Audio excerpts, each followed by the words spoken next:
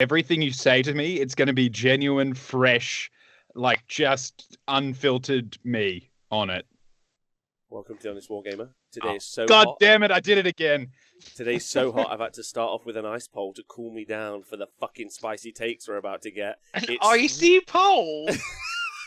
Yeah, that's what we call them. I'm already triggered. Why That's don't what you we call take it in that job? Australia. What do you call them? An ice lolly? An ice pop? Oh, that sounds... The ice lolly is uncomfortable to me. Icy pole, it's a pole of ice. You have It's not never like had Rob- the best. You have never had the best ice cream in Australia. Me and Nathan, Dan drove us to CanCon once, yeah. and What the fuck are they called? and what did you get us there, Dan? We had a golden gay time. Yeah, have a golden And gay as time. the slogan teaches us, it's hard to have a gay time on your own. I wish I was kidding. That's the actual slogan. Australian treasure, that ice cream. But also icy pole, it's not like Rob's a stripper sliding down some Antarctic tart pole. It's an icy pole for the mouth.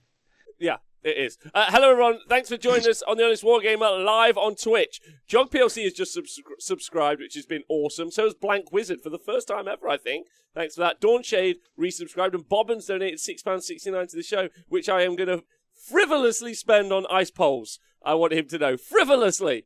So I appreciate that immensely. I'm joined today by not only Nathan Prescott, the originator of Nathan Prescott Battle Reports, a YouTube channel coming soon live. Also joined by Jammy James and also Dan Unsupervised in the show. Today we're going to be talking about the incredible Age of Sigmar 3 news that's come out from the Warhammer community team. There's some spicy things I want to talk to you guys about and see what you think about it. Thanks to King Claganun for subscribing. That's incredibly cool. Nathan, have you done any mesmerize this week? Is the Twitch chat immediately need to know? No. No, I didn't cast Mesmerize this weekend. Gutted. Shit, got it. Sweet Stammer, thanks for subscribing. And to Grumslag. All right, I'm going to go around. I'm going to go backwards. Dan, you've been off for a while. How have you been, and are you okay? I'm good. I've just been working like crazy.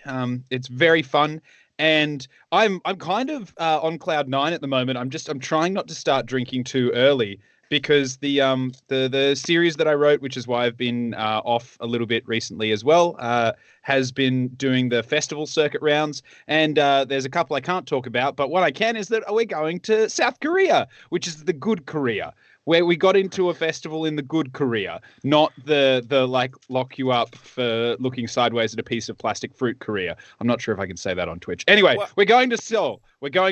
And I'm very, very excited about getting into the Seoul Festival. So yeah, that's super cool. That's what I'm doing. That reminds me, Nathan, maybe you could tell him where to go. Didn't you used to be a coach for the South Korean gymnast team? Is that correct? Don't know. It might slip my memory. Why? It's a deep cut joke that didn't land. It's fine. I'll move on. Fuck it. Don't worry about it. Just rip it and grip it. It's okay. Dan, really excited to have you here for this news. There's some shock. There's some horror. You're going to be excited. I can't wait for you to react to it. Oh, God. James, the originator of Garden Hammer, and then bringing us Nathan Prescott tournament reports from around the world. You took a week off last week because you were so tired because you had to play Matt Goldsborough once. Is that correct? Yeah, that is true. 100% fact.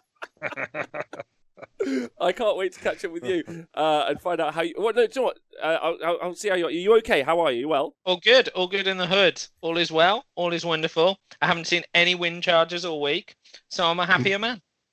Can't wait to ask you about the wind charges in a moment. Nathan, oh, my ice cream's going everywhere. Nathan, how are you? Are you well, baby? Yeah, I'm fine, thank you. Still racking my brain trying to remember this gymnast team, but I can't remember them. Yeah, all good. I think you'd remember a gymnast team, Nath. That's not something that you easily forget. I don't It's know. kind They of a all reference merged if into you- one after a while. If you've ever watched The American Office, it was kind of a reference to Robert California, which Nathan kind of reminds me of, and how he eventually goes and rescues like Asian gymnasts from servitude or something. It's a very deep cut joke. You had to kind of get there with me, and No one was part of it. So, and I've explained the joke now, and that's made it worse. Thanks, Bonclodger, for donating for subscribing, and Aldem. Woo new rule strip. What do we reckon about new board size and coherency rules? So many things to talk about. I know. We've done all of the Coherency rules.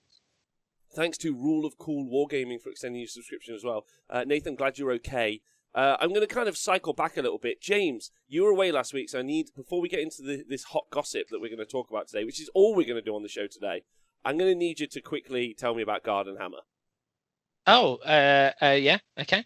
So basically last year, like 6 people came to my garden, hung out, played some Warhammer, somewhere in the middle of whatever lockdown rules we had. Mm-hmm. Some people were sad they didn't get to come, but my garden's only so big.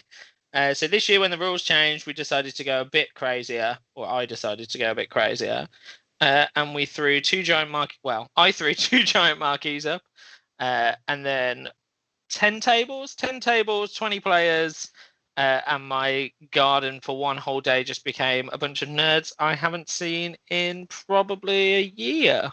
It was really nice. Were there any of them that you thought, do you know what? Really don't like them, haven't missed them? No. Okay. Invite only. My favourite list...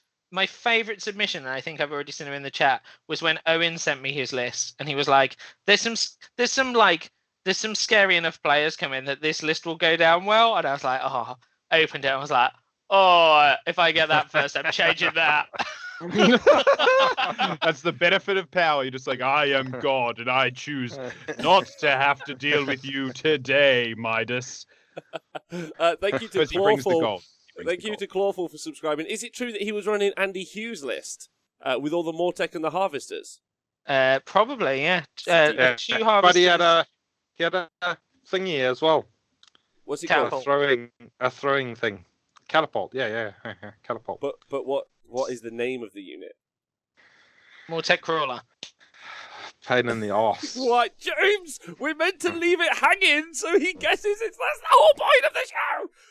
Thanks to Fantastic Guy for getting 500 bits to the show. No idea why someone so awesome would do anything, but appreciate it. But you had a good time. It was great hosting an event and having all your mates around to play some Warhammer, right? Yeah, it was super fun. I think it was probably slightly more knackering than I thought it was going to be. But it was just super fun to see everyone and give everyone a chance to play before we see the end of Age of Sigmar 2.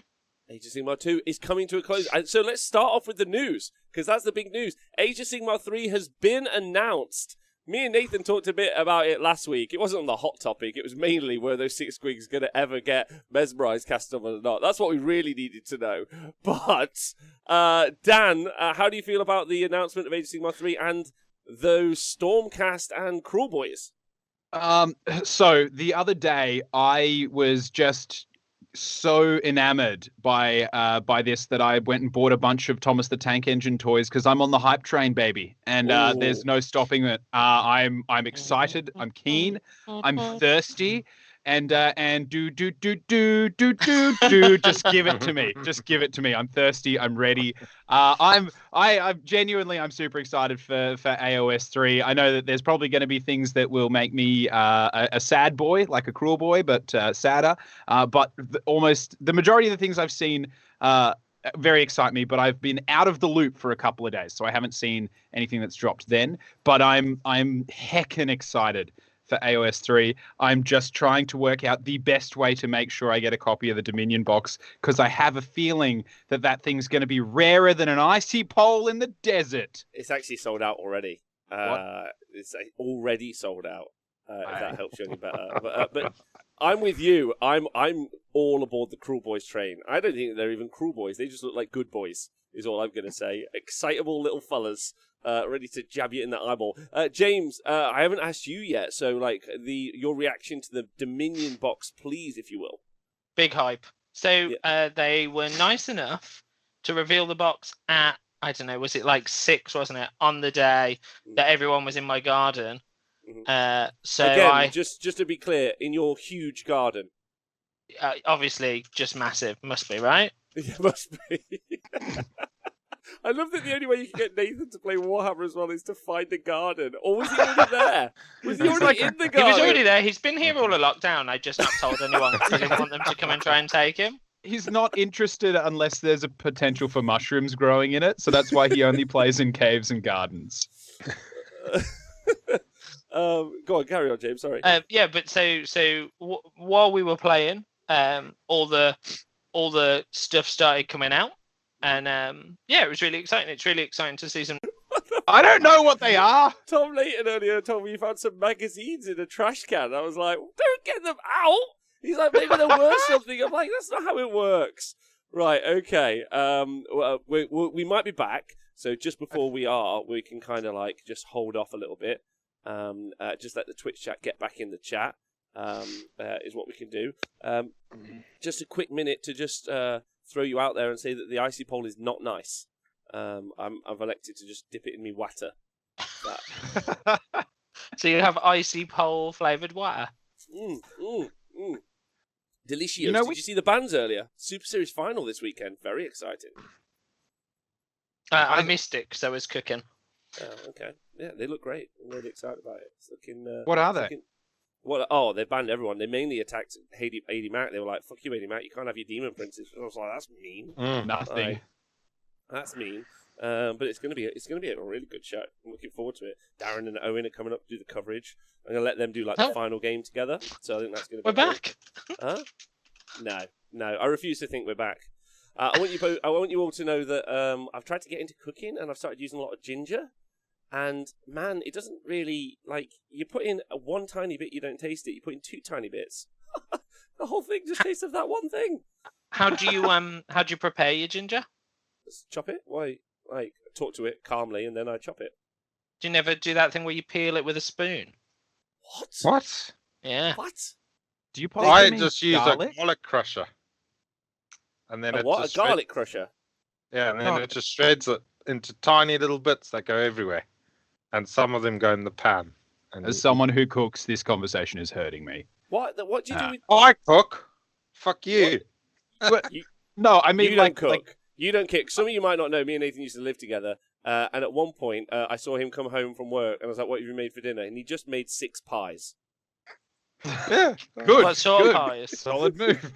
solid Normal power pies, move. like a steak and kidney pie. He made 6 of them. Yeah. Well, okay.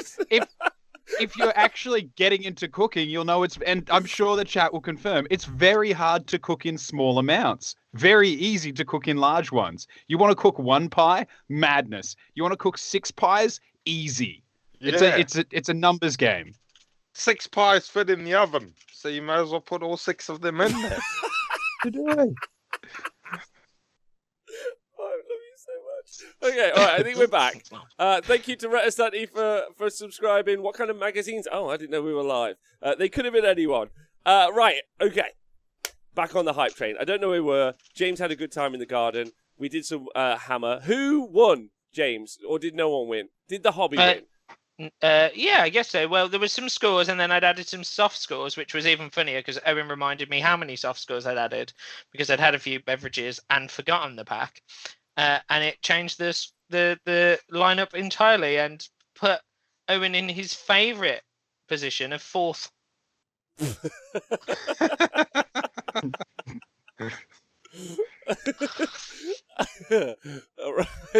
Lewd pie talk. We're not doing it, and we're also not having a detailed description of the pies either.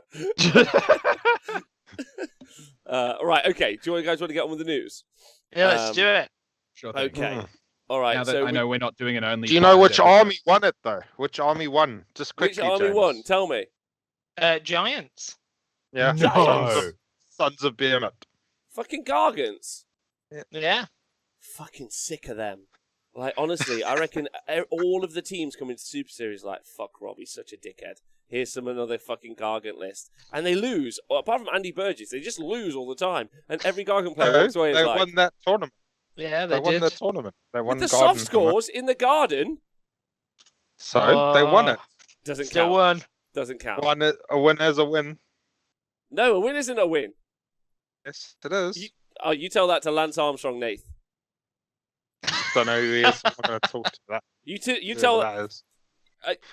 You tell that to Emmy award-winning comedian Bill Cosby. It's not a win, Nathan, all the time. Sometimes there's a dark secret. Yeah. This took a John Green. So dark. Oh, so dark. Yeah. Right. Diadrin, just everyone responding with the same emotional place that I am. Have they still got their trophies? People. I don't know. He doesn't have one of his nuts. I know that much. Yeah, he has still have his trophy. Better still have his trophy. All right, ladies and gentlemen, let's get into this, because there's some massive changes in Age of Sigmar, some of which I think are brilliant, some of them might cause some problems, but I definitely think, compared to where we were with Age of Sigmar 2, where it was just a nightmarish situation of command ability stacking all day, we've got some really fun stuff to talk about, and probably the first thing we should talk about is the magic, if you guys want to talk about the magic. That's going to be the first one for you, Dan. There is no longer... Nathan, so just before the priority roll, endless spells move around. What do you call that phase when you're playing? In-between phase. The in-between phase. Yeah. Dan, there is no longer an in-between phase. Thank goodness, because I hate tweens. I either be a child or a teenager, and not in the middle, so I'm fine with that. Okay, that makes sense. James, what are your thoughts? Well, I thought it was called the magical move aroundy phase. The argument is out as to whether or not that's what it is called, but it could be that. But it should be that, I think. Doesn't matter. It doesn't exist. It's and that's because of changes specifically to endless spells, which really were the only things that generally happened in the in-between phase. And so this is one of the big changes. So predatory endless spells are now moved at the end of each and every hero phase. Ooh. Right? Each and every hero phase. Does that mean the comet goes off every hero phase? So that's not predatory, though. Nathan, so when does that got it. do its thing? It's nothing like Bill Cosby. It's not predatory at all. Instead... Yeah, I mean, it was a throwback to a moment ago. I know, but Jesus, move on. Okay, I won't bring it up again. I'm just saying, give me another predatory thing to reference. Michael Jackson, just anything. No, that's not. The same one. Nathan, something from the Underbellow ways, people. What's predatory from Bulawayo? Yeah. How about a spotted hyena? Perfect. So. Mm-hmm. All of the endless spells are like a spotted hyena, a reference all of our Zimbabwean listeners will be getting right now. Everyone else, Nathan, how would you? Do you have to get close to see it's a spotted one, or is it like a zebra situation? No, well, the only other one is a brown one. So, and that doesn't even look like a hyena. It looks like, I don't know, like a homos. So, yeah, like a you'll know it's like a big lump of brown stuff. So yeah, I like that a lot of people in the chat are just suggesting the Predator, like from Predator. Yeah. Like that could have been an option too, I guess. I think I've taken us too far, and we've got no way back. So I'll just turn around and carry on. So in each and so at the end of each and every hero phase, which is a huge change because they previously only moved. They had previously only moved in the in-between phase, or when you cast them, or if you happen to be playing a particular Slave Starless faction, which you never were playing. And therefore, this is a massive change. And also the way they change, the way they move as well, which means they're twice as lethal. I will say, I really like that, because you barely saw predatory endless spells. In the last edition, they were brought out in Malign Sorcery, and they were really awesome. But the majority, for me at least, the majority of the endless spells I played against were things like comets, bale winds, warp vortexes, the ones that didn't move. You saw a lot of the predatory prayers, but when was and things like Geminids. Yeah. But realistically, when you look at it, the majority of the endless spells that have been released are predatory, and comparatively, they were a very small percentage of what got used on the table. Yeah, the chat are already lighting up at the moment with some of the spells. We're going to talk about all the spells that this is going to affect. It's going to be a really big show just talking about the details. So if you've got some ideas when I get to it, make sure you repeat them in the chat because there's going to be some really, really fun stuff to talk through. Dan, I thought you saw a lot of endless spells actually through most of Age of Sigmar. In fact, actually, initially, before we even really started to see them like all of the time in something like a Chain Shows build, Nathan, do you remember when we were trying to make the Grot Shamans do 1 billion at the start of Age of Sigmar 2 in the wild, no one knows what's happening phase? Yeah. I remember Nathan did that to me at Warhammer World. He just covered the board in endless spells. That was great. That was hilarious. But I Those was were like, the good days. it's like, what do I do with this? And I thought that was the point where you were going to be like, I'm the only one who sees through the chaos. But you were so early into running that list yourself. You were like, I don't know. I just put them out there and now we'll work it out from here. If you go back and watch last Monday's show, you'll find out that he still plays the same now. Yeah. Right, so that was how it all kind of kicked off. And then it got so abusive when the launch of one of the GHPs, specifically the new Zinch, I think.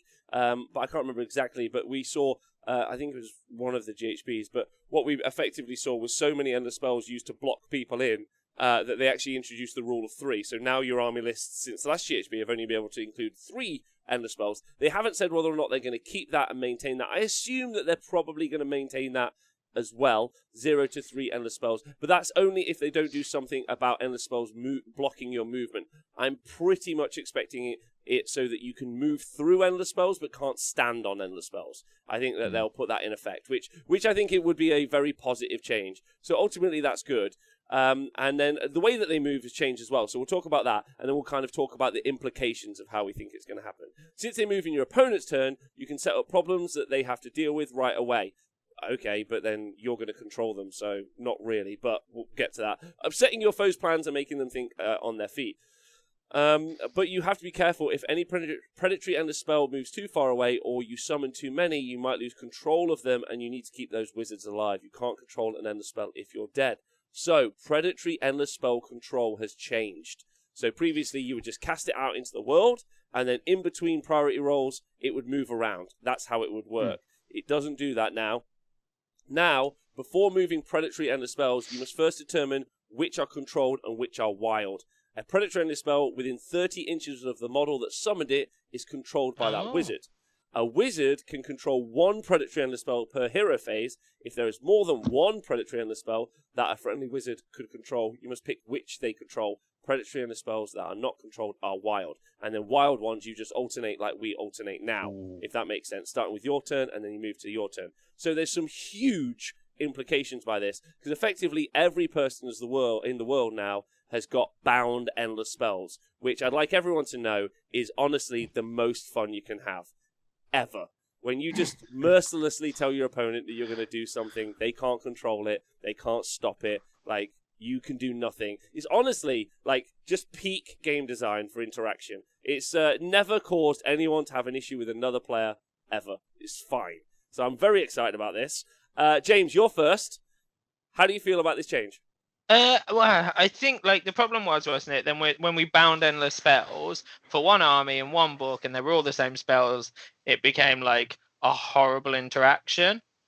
So I think like it's quite interesting because it means if I take 3 in a list, one wizard throws 2 of them out because he's my better caster. Then I've got to make some choices about which I'm controlling, which is going wild, or keep alternating to keep pushing them forward. It sounds good to me. I'm on board. Okay, so Stu Paint Studios has said that this seems so complicated. It's really not. I've got a wizard. I cast a spell. As long as that spell stays within 30 inches, and that'll be easier with smaller boards. We'll talk about that in a moment. As long as it stays within 30 inches, in my hero phase and my opponent's hero phase, which is where it gets a bit wild, is going to happen all the time. And so, like, for instance, if I was to cast a pretty good spell like Darkfire Demon Rift, I could move it in, I could set it up, I could move it, and then in your hero phase, James, I can then move it across your Lumineth army every time. So it moves at the end of the hero phase, though. Oh. So the other opponent has got an opportunity to try and dispel it before. Which I think that's going to make a much more interesting interaction, because a lot of the time when it came to the decision to dispel an endless spell, cost you one of your casts, right? And so a lot of the time, I know for myself, unless it was really necessary, I kind of ignored it because I was like, bugger it, I'll move out of the way or I'll do whatever. Or it's not going to be a big deal. But now there's also a lot of abilities in books that give a dispel or an endless spell dispel to characters, whether they're command abilities, artifacts, or abilities, things like that. I really like this. I think this is a really cool rule. This gets me. I know that there's going to be elements like with Darkfire Demon Rift and stuff that are going to bust it up. Wildfire But as Taurus.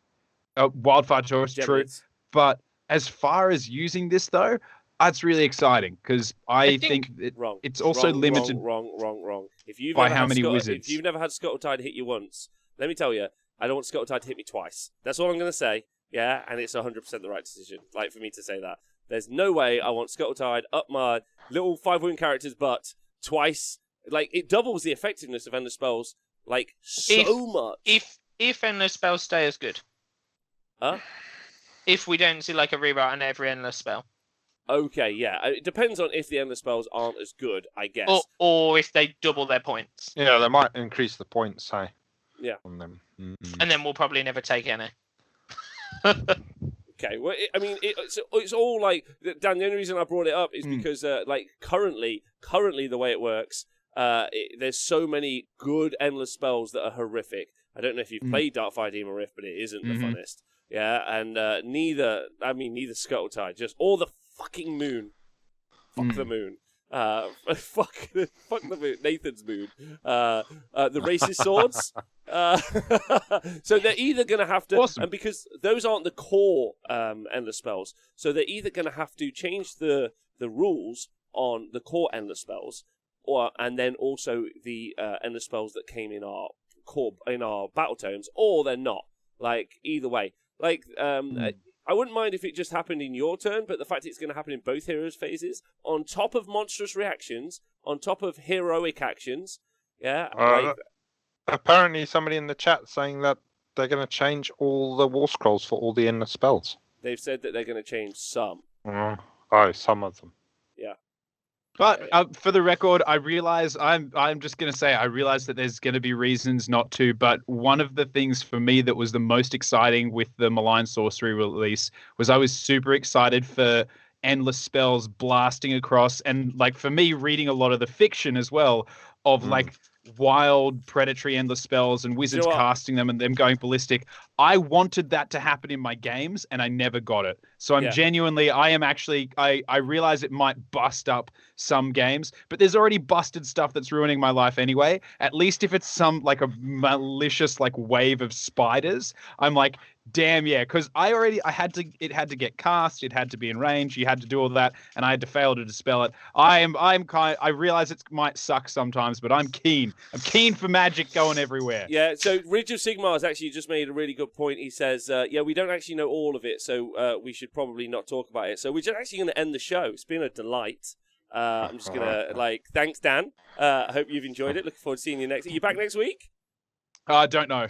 Depends on how hard they work. James, it's been a pleasure. Thanks. Any but shout-outs? the internet in Seoul is pretty good. Yeah, but it is good. Nathan, any shout-outs before we head out today? Same as always. Who to? Yeah. The ones always shout out. I don't know. Well, thanks for listening, everyone. It's been a pleasure. Obviously, that's a dumb statement.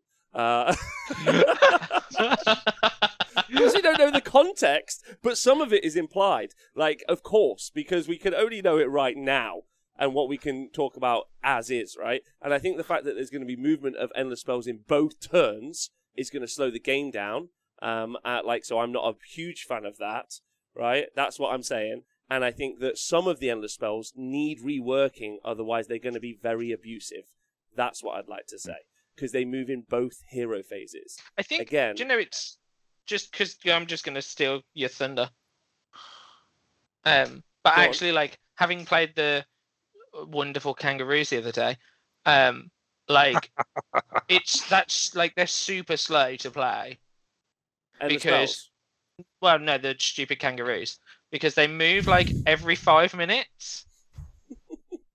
Like an endless spell wall. Yeah. So now I think, like, you read this and you're like, oh, let's go back to the day where, let's say there's 6 on the board, because we can have 3 each, right? So let's say there's 6 on the board. So every hero phase at the end, so it's like, do my casting, do my casting, do my casting. Oh, move an endless spell, move an endless spell. You move an endless spell, I move an endless spell.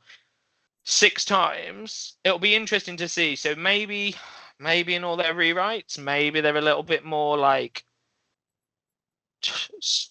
shortened down. But I think I think it'll be interesting to see, because otherwise, it makes that every hero phase way bigger. I wonder, because it says you move them at the end of the hero phase. I wonder if you cast them, if you can still move them, or if you have to wait till the end of the hero phase before. Because a lot of them are like, when you after you've cast it, you can immediately move it. So it'd be interesting to see if they change that. So you just cast it, that's where it is. And then at the end of the hero phase, it moves when all of them move together. Or if it can get a double move the first time you cast it. Because you cast it in the hero phase, it moves, and then at the end of the hero phase, you could move it again. Yeah, yeah. So that's how it would currently work as well, unless it's cast Interesting. like that. Yeah, exactly. So there's some really strong stuff there that I don't think, like, initially you read it and you think, okay. And the fact that they're bound, like, I don't know, like, we'll see. I think it's going to slow the game down, but guess what moves at the end of the shooting phase, James? Fox. Fox. Yeah. The fucking fox. That means you can get it, baby. You can get it. Yeah, Spamming with the purple sun. I'm just going to take a purple sun in every list and hope for a 6. That's all I'm going for. The fox is just going to go and kill the fucking wizard that's got the spell. Yeah, Don't ruin it, Nathan. And then fucking, now it's his spell. Nathan, Fucking you do ruin what he wants. everything. Yeah, I do. Well, anyway. You should look behind your sheet. Like, I think that's, I don't know how people feel about this in the Twitch chat. So now's the time for you to say. I think there's some really, really good applications for this. I think also maybe it's a little bit more interactive because I kill the wizard and then I don't have to keep dealing with the bound and the spell. I mean, obviously your Marathi, your Nagash or whatever that's like probably not going to die, and then he's like right next to you with a bound and the spell running it across your army feels very strong. Personally, but there we go. But it's only one spell, isn't it? I love that they got a picture of fucking Darkfire Demon Rift in the article. I didn't even look at the article before. And the bad moon. The fucking bad moon. Fuck that. Fuck And you, Nathan. isn't the last one a prayer? Wasn't that a prayer? Yeah, it is a prayer. Yeah. Because I talked about prayers. We'll talk about invocations in a minute. Oh, yeah. Is that a prayer, that Daughters of Cain one? Oh, I think it's a spell. Yeah. It's that one's a spell. That one's the knives are a spell. The other invocations, which we'll talk about now. Okay, it helps going first, as Nathan said, you dispel, so it makes the magic heavy army stronger if you stack the endless spells. Of course, you can throw all the endless spells at your opponent, and then, like you were saying, Dan, you have to unbind them unusing your magic press. But there are some bonuses to that because priests can now attempt to unbind spells. And isn't one of the heroic actions dispel or something? Yeah, one of the heroic actions is you can attempt to unbind an endless spell as well. So that helps. So then invocations, so just to be clear, so you control 1 if you cast 2 with a wizard, which you didn't, you didn't generally tend to. I'm glad you do, Dan. I'm glad you do. I can't wait for you to get Demon Rift over your army 3 times in a turn. You were like, I'll update this when that happens. You update that.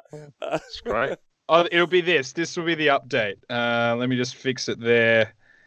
If I get Darkfire Demon Rift 3 times, that will be what it'll say. I like the thing.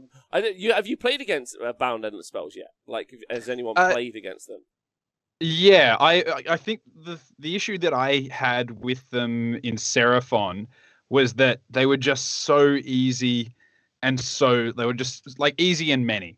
Where this, I like that there's some play involved. Like I feel like there's going to be a little bit of play and counterplay involved in this. 30 inches, I think, is maybe a little bit too far.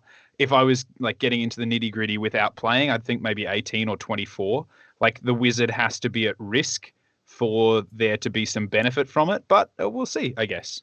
Again, to be clear for everyone, some spells aren't predatory endless spells. Balewind Vortex, the wall the Prismatic Palisade isn't a predatory endless spell. I don't think the Warp Lightning Vortex is also a predatory endless spell as well, so that can't change who controls it, if that helps everyone out. So it's only the predatory endless spell. So, and it will say that on the warscrolls. So you reckon the ones that aren't predatory will then just be control? Oh, I guess they don't move, do they? Yeah, I wonder when they'll tick off then, when they'll activate. End of the hero phase as well, maybe. So then maybe we'll see them happen every hero phase? Yeah, that would be mental. Yeah, great. Mox Mighty Mushroom. No, wrong. That's the opposite of what that will be good. It will suck. I hope the points go up, is all I'm going to say.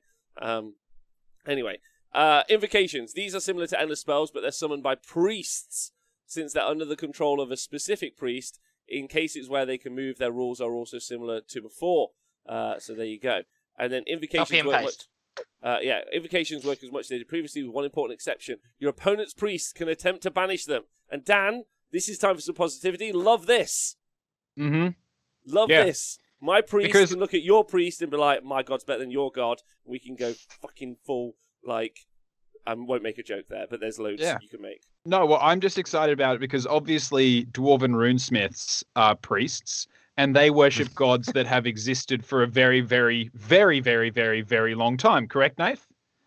I'm right in that. So that's why it'll be really satisfying when these fake new god priests, or really, I mean, they're only like half a god, like the Marathi worshippers, because she's not really a god. She's 250% of a god at best. She's a pretender to the throne. So these Cainite priests, when they're like, I'm a slaughter queen, and here's my little prayer, then a real priest can be like, your god's not real, and shut them down. And I'm just very excited for that.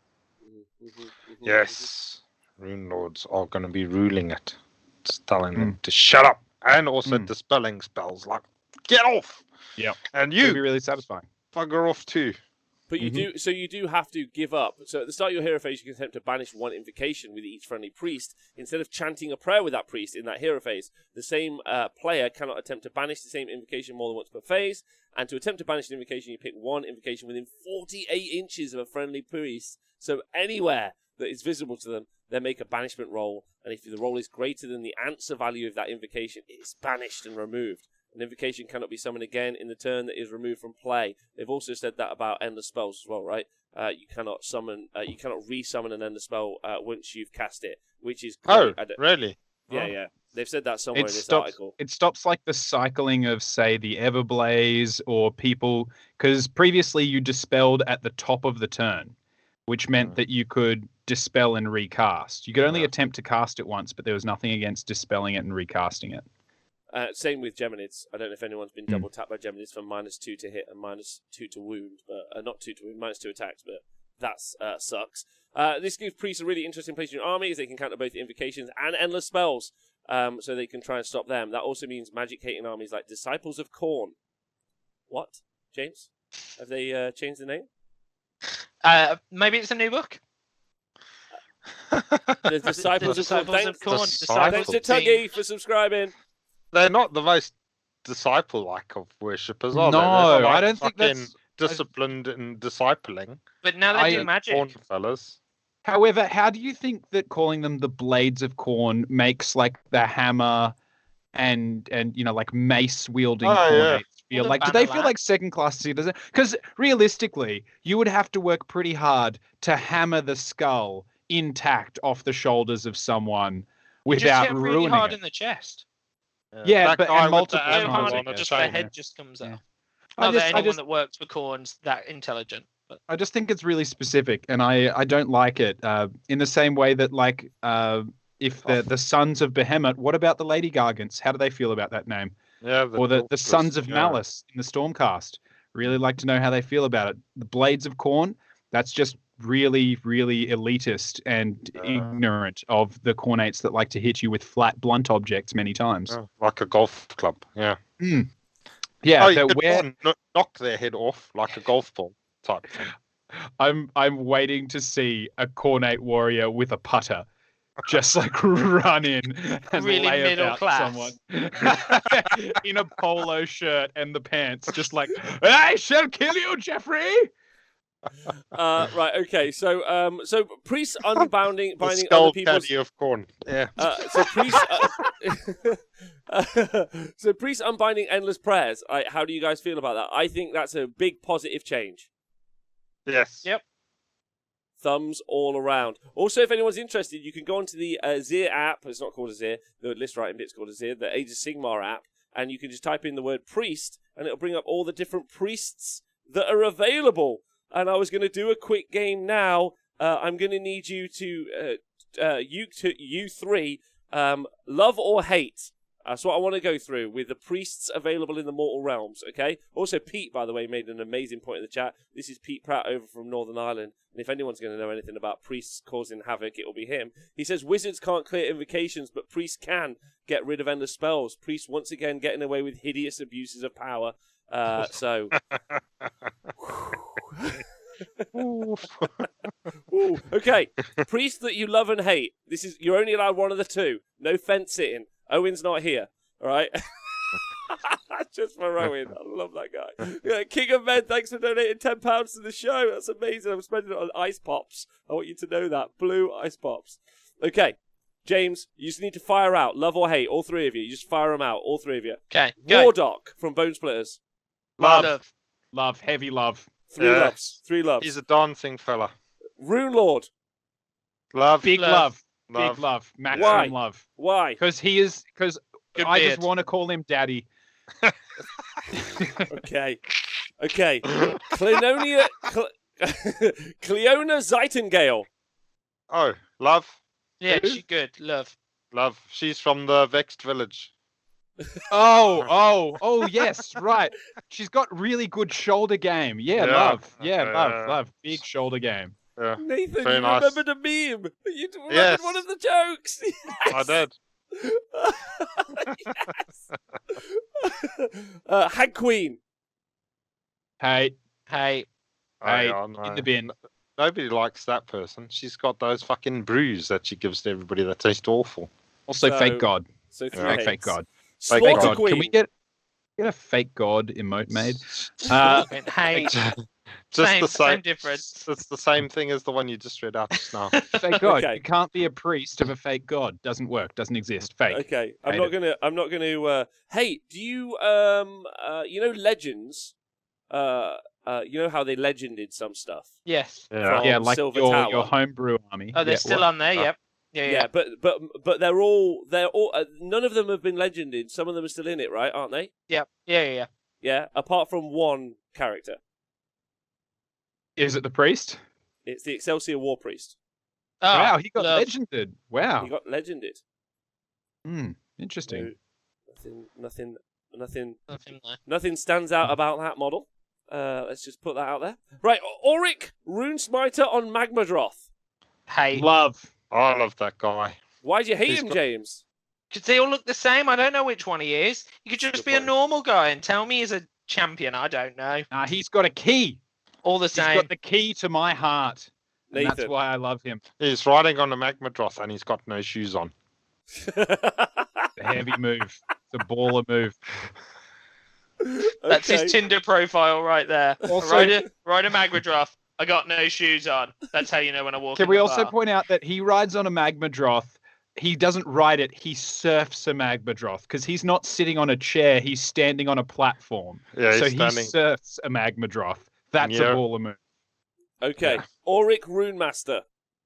I love that guy too. Again, Wait. could be the same bloke. Hate him. Yeah. No, I don't like him. No mustache. It's weird. He's got a balled up lip that makes me uncomfortable.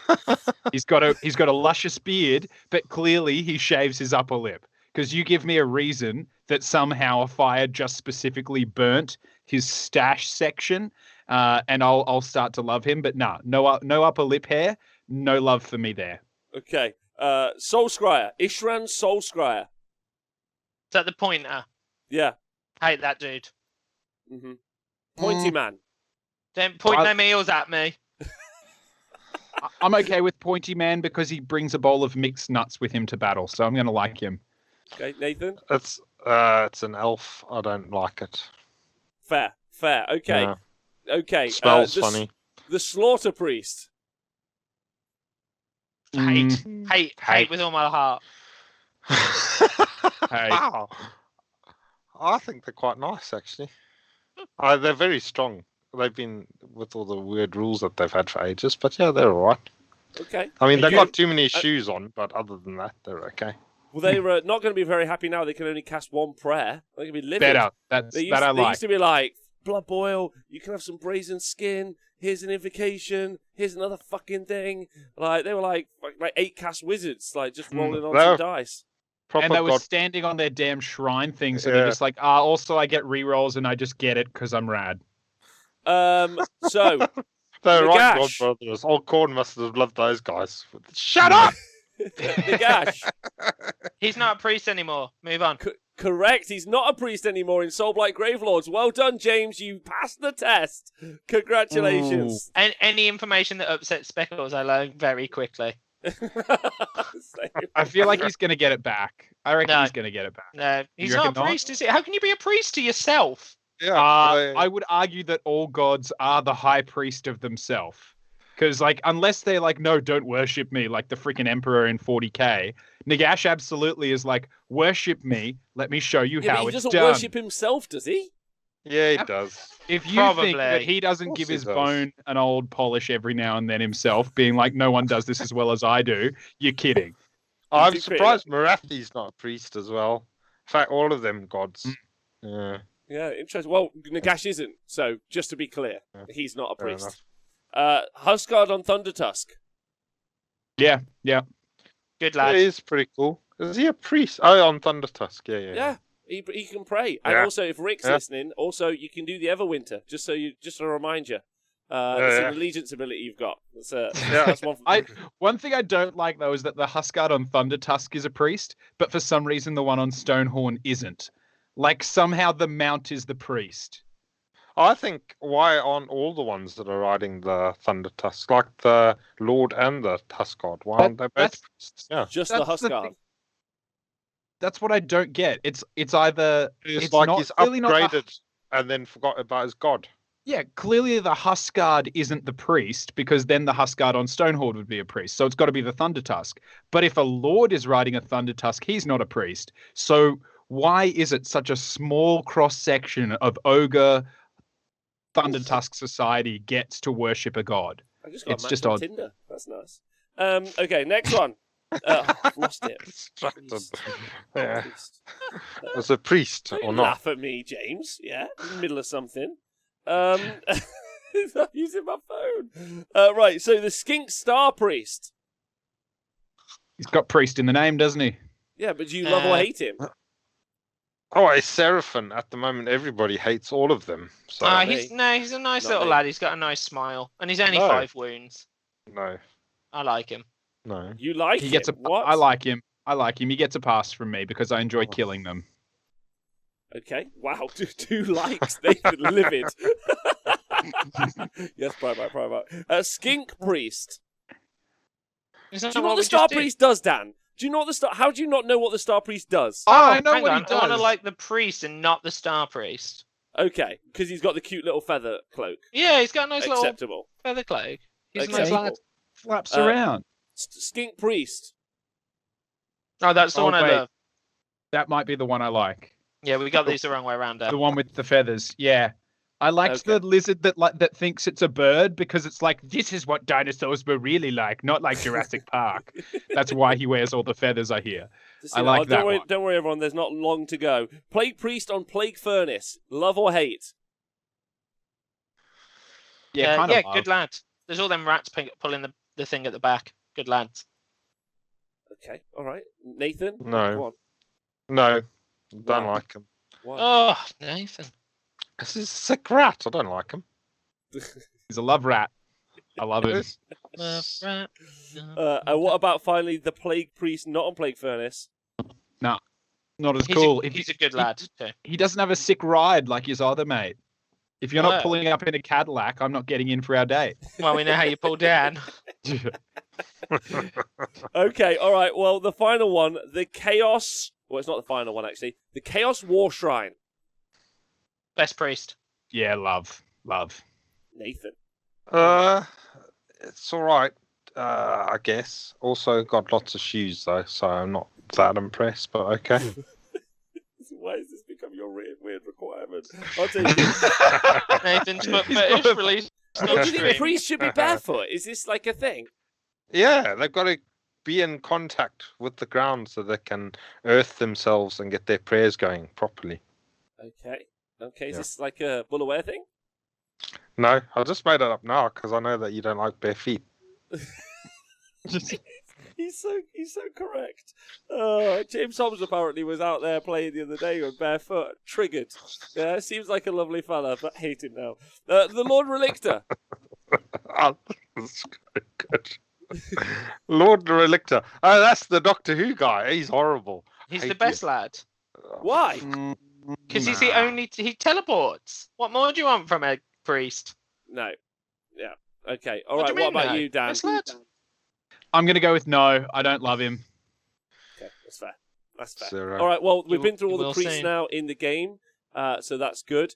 They also get access. All of those priests that we just spoke about all get access to generic prayers, which they're able to cast. Right? Faith Is that also like every time you buy a lotto ticket, you just pray that you win? Is it one of those there? Because I'm pretty sure a lot of people do that one. That's the No, most it's generic prayer there is. No, this is like, I hope I don't get caught sort of a situation prayer, I think. Ah, right. Okay. Yeah. Yeah.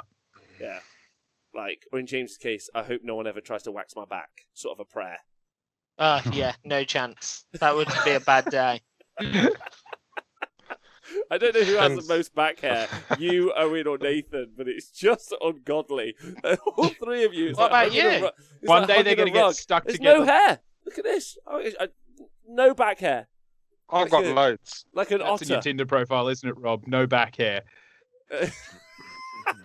I feel like one day Nathan, James, and Owen, they'll bump into each other shirtless and become like a rat king because they'll all get tied together. Right, listen, let's go on with this. Google the rat king generic- if you don't know what I'm talking about. You could do. Thank you, Disco Rat, for subscribing. Big love to you over in Germany. MJ Pickers, you guys have changed. What did we do? So the generic prayers. This is huge. This gives all prayers, Nathan, like your Rune Lord, the ability to just do what he likes. A Warlock now could dance around and do some other prayers. This is pretty exciting. And these prayers, these generic ones that you're able to call on, like a generic spell lord, are Bless. Bless is a prayer that has an answer value of 4 and a range of 12. And if answered, pick one friendly unit wholly within that range, wholly within 12 inches, and you get a ward of 6+. Now, we have previously seen this wording, which is a ward save before, but this now seems to be a core word that they're going to use in future for rules, which is excellent, because now we say damage prevention roll, so DPR, but it now means Age of Sigmar has its own system for what 40k sometimes call a feel no pain or a disgusting resilience or a billion other words, which is why we use DPR. So now it's just a flat item, which is a nice clarity on changing the rules up. So I'm pro this. So it's like, cool, they've got a ward save of 6 up, so we can communicate really nicely about on the tabletop. And this Go on, rule proves that rune priests are the best. I And was about got to say the same thing, best- Nathan. the best god. Why? They've got because they do it on a 2-up. Yeah, we're The exact same prayer. the exact same prayer rune priests have had since time immortal. They had it at the start. So yeah, Nath, I'm glad you went there. I was there. We know it. We know that rune priests Isn't yours are the best. two's only complaint for like 4 years about Dispossessed is that they just keep getting the same rule given to them time and time again? It's like Oh, rule no, one. That doesn't sound like me. Ours is better. Oh, no. Sounds like I both haven't of had you. any complaints about the rules for my dudes. They're No, I'm great. pretty sure that we've just celebrated their superiority for the Yeah, last fine. several years, haven't we, Nath? Fine. Yeah. The only complaint I've had about the dispossessed rules is that I can't play with my unforged anymore. Yeah, because he's No got more no baby shoes, goat trap. and he's taken off your fulminators, your Scarak, the whatever they call They've him. stopped selling him. They've stopped selling him. It's so good. I'm sad about that. They've Other stopped than selling that, Scarak, Nath. yeah, and the unforged. It was obviously because the Unforged was breaking the game. Okay, all right. So that's Bless. Interesting things that you like. Interesting on what units you could do that on. giving stuff a 6-up ward. Smite is a prayer, has a answer value of 2 and a range of 48 inches, which I fucking love this one. If answered, pick one enemy priest within range and visible to the chanter. That enemy priest suffers 1 mortal wound. If the chanter rolls a 6 or more, the enemy priest suffers D3 mortal wounds instead of 1. Fucking so into this. This is brilliant. It's kind of great. It's I kind so of love that. good. It's so good. Like, I just picture like Father Ted battling it out with the guys from like 4 Lions or something. Just like some real like my god's better than your god situation. One more wound at a time. Yeah. Thanks, Warps Rider, for resubscribing. This is great, James. How do you feel about having priests stare at each other? Well, I just think it's cool, right? Because we've always had that like wizard face off. So I think there's kind of something cool of like just priest face off, and also like I'm gonna have to probably carry a holy Bible around and shout things at people. Are you going to get really dark on it? Like really uncomfortable? Maybe. I've got that Sigmar take Bible your shoes off somewhere. You do it as well. Take your shoes off. Yeah, take your shoes off. Kick them off before you do it. I like socks. Yeah. I love what Colaru said in the chat, which is that if when you do this, you don't shout "whoa, lo, lo, lo," like Age of Empires. You're doing it wrong. Absolutely. But also, I just love that it's basically 2 priests from the very edges of the board, right? Like 48 inches, like very far away. Basically like, Oi, Steve. Yeah? Corn sucks. Eat it. And they're just like, just gets so offended that he's like, this has caused me physical harm. And he's like, yeah? Well, Darren, yeah? You suck! Ah, damn it, rolled a 1. Wrong god. Fuck!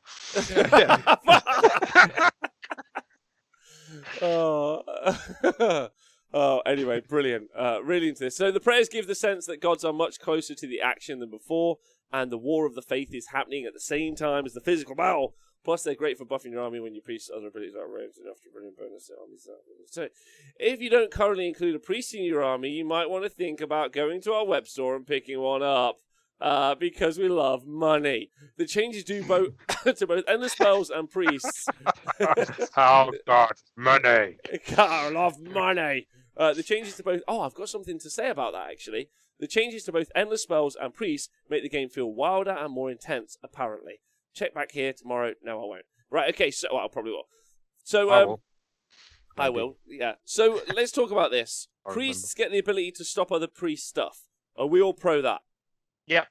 Yeah. Good. Generic prayers. Are we all pro that? Yep. Sure. That work. Yeah. Okay. Endless spells being able to be walked through. Are we pro that? Yep. Sure.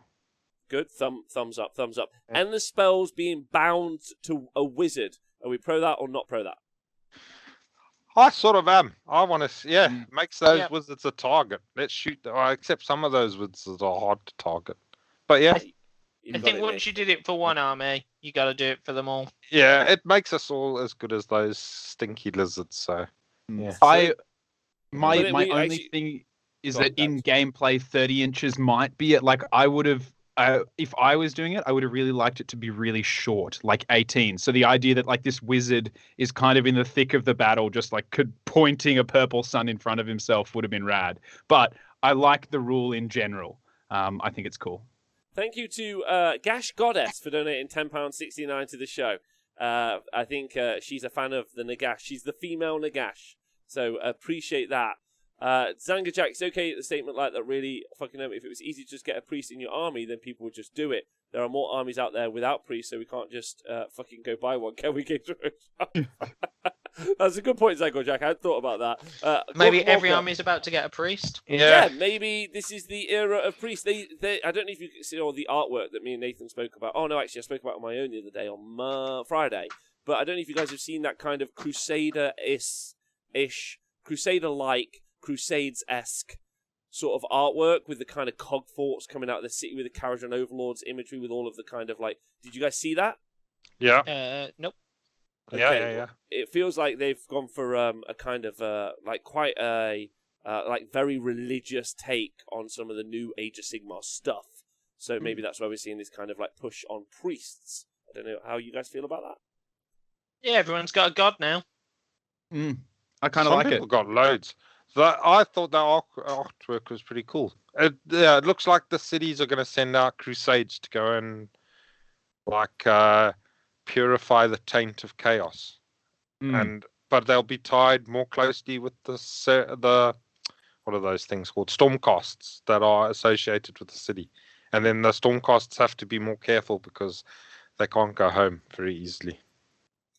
Yeah, so Rolfie in the chat said, just remind us, Nagash obviously lost his priest keyword. I'm like pretty happy about it. Honestly. That's because he's dead. Yeah. Well, yep. Shh. No, he got killed. And he's in outer space. The ice giants. That's what it is. All right, so that's the bound thing. I agree with you, Dan. I think I would have liked to have seen it be shorter, personally. How do you guys feel about endless spells happening in both people's hero phases? I think it depends on what happens to endless spells, right? If they rewrite them all and it works, great. If they're like if Purple Sun's exactly the same and I'm moving it like twice a turn over someone and rolling like 60 dice, it's going to be a slow day. But there should be more destruction, so yeah, I think it'll be faster because people are dead. That's true. It's cool. I think it just I wouldn't want it to slow down the game where we just all move endless spells. Because I think there's also that ability to just take a load of endless spells to slow down a game if you know your army plays better to a slow game. Yeah. Well, it does seem like there are a lot of opportunities for you to play in your opponent's turn, doing stuff. So that does look like the game better be a bit smaller, or else I'm never going to finish any games. Yeah. You are never going to finish any games. For me, I don't like the fact that endless spells move in both. So the thing that they've clearly done, and we've seen more of these rules now, and we'll kind of talk about it at the end. They've said, right, double turn. Okay, no problem. Yeah, people don't like spending like a double turn watching their opponent. Let's say your opponent takes 20 minutes to do their turn. If they do 2 in a row, that's 40 minutes. They feel like you can't engage. You feel like no one wants that amount of downtime in a game. So it's like, cool, in your opponent's turn, you're going to be able to do stuff. In your turn, your opponent's going to be able to do stuff. And you're like, sweet, okay, that sounds kind of fun, sounds like really engaging. Have you thought about how long it's going to take the game? They're like, no, obviously not. We've never done any of that because otherwise we wouldn't have given Plague Monks their fucking war scroll when we did the gaming book, or any of the other fucking things. Nathan's there like, okay, I've got 60 grots and I've got 2 minutes, go. Fucking rolling the dice like a pizza chef trying to like whirl up the thing in the air just fast as he can go. Anyway, so that's my major concern. My major concern is the speed of the game and also potentially the power of some of the endless spells, because the generic ones are obviously generic, which is great, but the faction locked ones are faction locked, which means you've obviously got access to some crazy good endless spell. Wildfire Taurus, every movement phase, Nate, every hero phase, pretty good. Yeah. Well, so yeah, I mean, obviously there's it does D6 mortal wounds, that one, doesn't it? Yeah. Yeah. No, so D6 against a unit that's 10 or more. Okay. So that's a lot of damage. But, I mean, making you always strikes last, it doesn't matter because it used to last until the next hero phase anyway. So, I mean, it'll just make more units always strike last. But whatever. Yeah, it will. Well, no, actually, only ever made units always strikes last until the end of that turn and or battle round. It's been ages. But it's like, it doesn't last as long as you think it does till like the next hero phase. All right. Yeah, but like Wrathax, that's really good. There's just some really good. The fucking moon. Forgets. That's really good. Anyway, all right, cool. We've talked about that. So that's the first bit of news. Let's take a small Makes break. them loads faster. Because they were the spells. Yeah. And they were all sort of like AoE sort of thing, especially the ones that did damage as you flew over stuff. So it just means you're affecting a bigger area. But the pendulum will go very fast in a straight line. Very, very fast. Yeah, really, really quick. It's just going to be... will the Rune of Petrification tick twice then? It depends if the Rune of Petrification is a Predator in the spot. I don't think it is. So there's that. This will be a Gits buff. Are the bases the same size? Who knows? if they destroy lots of models, be... Just be different sizes every turn. Yeah, Aldeth says if they destroy lots of models, be less time moving them and fighting. Like, can I just say, like, I like the idea of endless spells. I'd like to be really clear about that. But Dan and Nathan, especially coming from Warhammer Fantasy Battle Days, do you genuinely like the idea that you beat your opponent by just moving a couple of endless spells over them, like, or would you rather the lads had a bit of a dust up? Do you know what I mean? Like, would you rather like guys fought each other? Like, in no way am I being critical of the endless spells, but I wouldn't want them to have more of an impact than they already do, which is fairly significant. I wouldn't want them like, I lost half my army to a couple of endless spells. That probably doesn't feel like a game of toy soldiers. It's a bit, a bit over the top. No, I'd 100% agree with that. I'm really excited for spells to be more impactful on the game. But much like in old fantasy battle, like someone could get off a purple sun and delete half your army, and you were like, I lost to a 100-point wizard getting a double 6 on a cast. I didn't lose the game. Yeah. And that, I think that's probably the element that I would like worry about slightly if I like in it, is that could overtake things.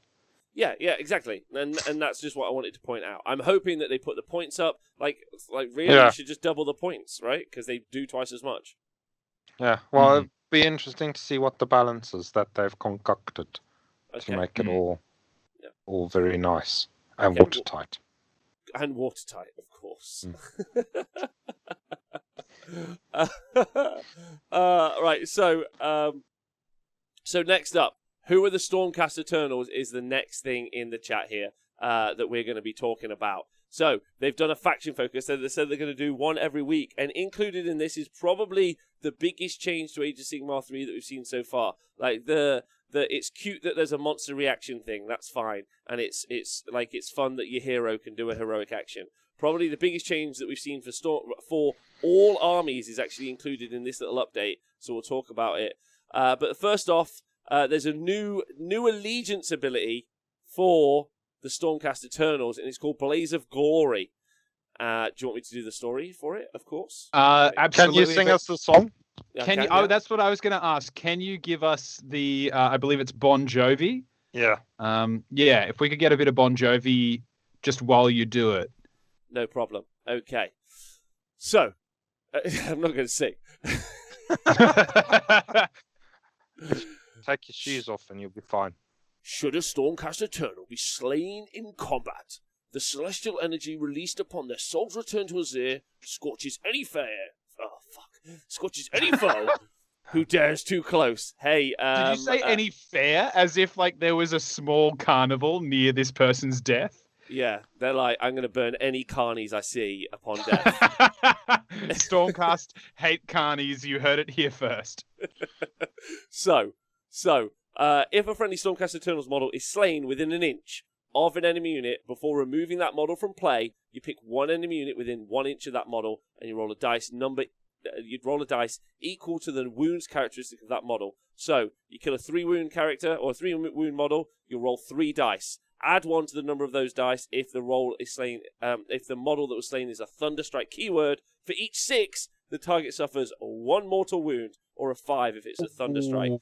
So you kill a Star Drake, you're going to be rolling them 16 dice, and any 6s are going to cause a mortal wound in return. Pretty fun. I quite like that. I really am a big fan. Yeah. Big like. I think it's also awesome because that's the Stormcast returning, being immortal, the lightning thing. That's always been a big part of their stuff. The idea like when they die, there's a flash of lightning as their soul goes back up. So I dig on that. I really like that there's now an in-game effect that matches their core concept. They've started. Oh wait, no, sorry. If it's Thunderstrike, just an extra dice. It's an extra dice. It's not a 5-up. Thank you very much, Jamiso, and also thanks very much to the Norn for resubscribing for 41 months, hanging out for a while. It's been really fun. Sorry, you were saying something, Nath?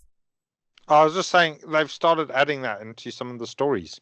I've just finished reading Git Slayer, and one of the Gobbapalooza knifed a Stormcast, and then when it went back, it like bloody blew a great big hole in the Caradon ship where it took off. Exploded up. and went, "Doo," and off he went. Yeah. Did the Gonfalooza live? Yeah, until Gotrek killed him right at the end of the book. No, in fact, I think that one died before then. Yeah. It What does did make. he die to? Hold on, sorry, Dan. I just need to follow this. What did he die to? Probably Gotrek. I think he was going around killing loads of them. It was great. Good book. Okay, Yeah. I'll give it a read. Sorry, Dan. No, I was just saying that it makes it really interesting for any time the Stormcast are in something. Like, let's say they're in someone's house and he starts like choking and he's like, oh, it's like, ah, shit, he's gonna die, and they're just like carrying him and throwing him outside before he expires, so that he doesn't just blow the roof off of the house or something like that. I can't wait to see just the stories that will come out of this, and probably people's like Stormcast fan fiction about some old dude carking it and just nuking the nursing home on his way out. Yeah, okay. James, how you feel about Exploding Stormcast? Amazing. Yeah? Kill my models, I kill yours. Great day. Okay, Every fine. time they kill a 3-wound model, and I roll 3 6s, because that's all I roll now, because they use weighted dice. It's going to be a great day. All right. A full Greener's got a great idea straight off Why the don't bat. they just load Stormcast into catapults and use them like missiles then? Because it's only a 6. They're duds. Yeah, Can you imagine? That's a good use for liberators now. Like, just load them into the catapult, just fire them into the air, and be like, "I do this for Sigmar," and then like they're like the better version of a Goblin Doom Diver. But they're really bad. Like, you wouldn't load a missile that had a 1 in 6 chance of being a missile. Yeah. It's a cute little thing, isn't it? It's not a major ability. But maybe there'll be like maybe there's like going to be like one of the sub-allegiances, so this will happen on 5-ups, which will be quite cool. We know there won't be. What are you going to say? Look, the fat Stormcast chamber. No, maybe there'll be like a Stormcast chamber where they're like, the law is like, these guys are not as well put together, or like, Nathan, you're an electrician. Okay. What if they're not grounded? They've got shoes on. They've not touching the earth, and they're more likely to explode.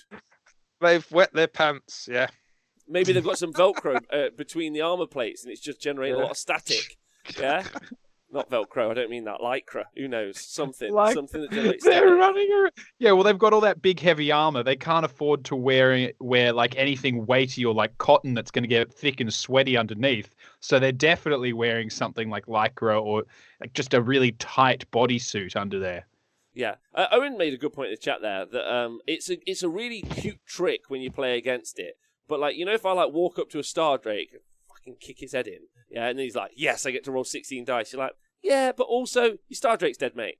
Like, I'm pretty happy about that. Like, you go over and like toe punt a bunch of Liberators, and they're like, I'm going to roll so many dice. You'd be like, yeah, but then you're dead. So fun for me. It has to be said as well, if someone's taken a Star Drake, they've already lost. Well, maybe they're better now, James. Thought about that? We don't know. Maybe it was pointed for Age of Sigmar 5. Yeah, but it's don't not have out any yet. context for any of the stories. It's not so out why yet. are we even fucking talking about it? Come on, James. As someone who's been forced to use a Star Drake for the last few weeks, I can confirm that they are just the worst. Lost to a bloodthirster. Just the worst. That's how bad it is. Okay. So bad. Let's talk about let's talk about the That's biggest awesome. change in Age of Sigmar that we've seen to date, in my opinion. At the end of the spell thing is like, we'll see how impactful it is. This one is a rule 1.3.3. 1.3.3. Unit coherency. Units must be set up and finish every move as a single coherent group. A unit with 2 to 5 models is coherent if each model in the unit is within 1 inch horizontally and 6 inches vertically of at least the other model in the unit. A unit with more than 5 models, so a 6 plus, is coherent if each model in the unit is within 1 inch horizontally and 6 inches vertically of at least 2 other models in the unit. If a friendly unit is not coherent at the end of a turn or after you set it up, you must remove models in that unit from play one at a time until it's coherent. So, incredibly big piece of news here.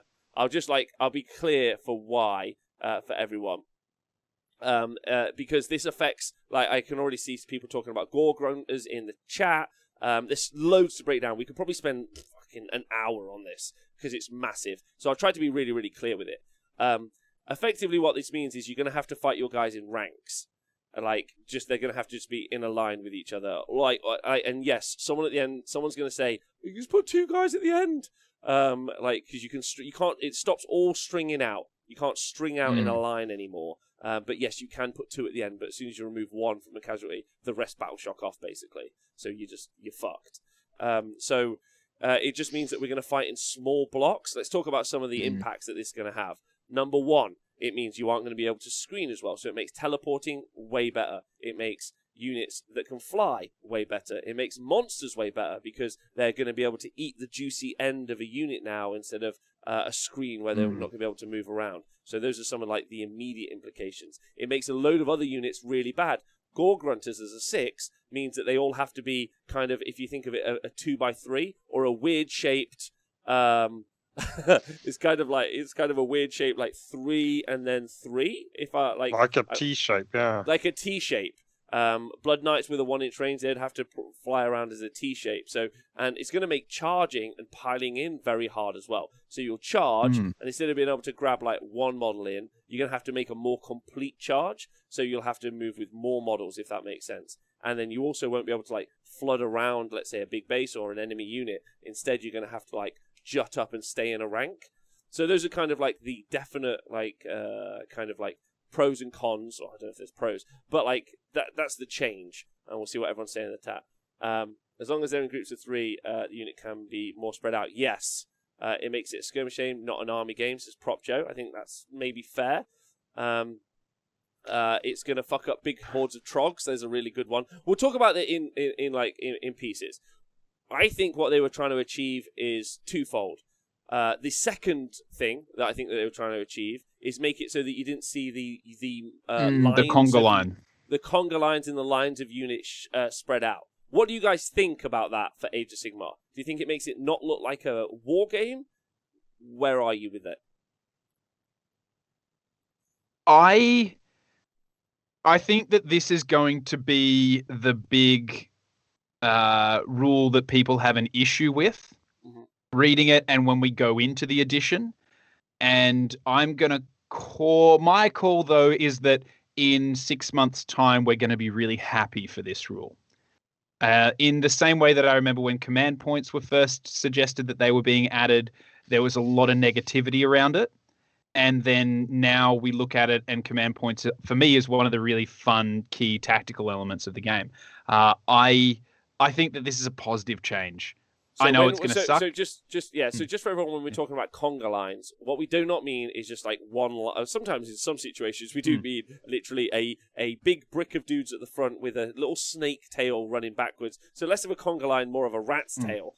To be specific, to a buff piece that would maybe give you an inspiring presence, or decay. Yeah, or something like that. But more often than not, and probably where I think it's most important, is when you've got like an alpha army that's going to come and kick your teeth in, and you just have a couple of 10-man units that you string out as long as possible to make it so someone doesn't come and murder your army. It's going to be much harder or much more points expensive to put that into your army. And a unit of Untamed Beasts are going to be like just 5 models wide now.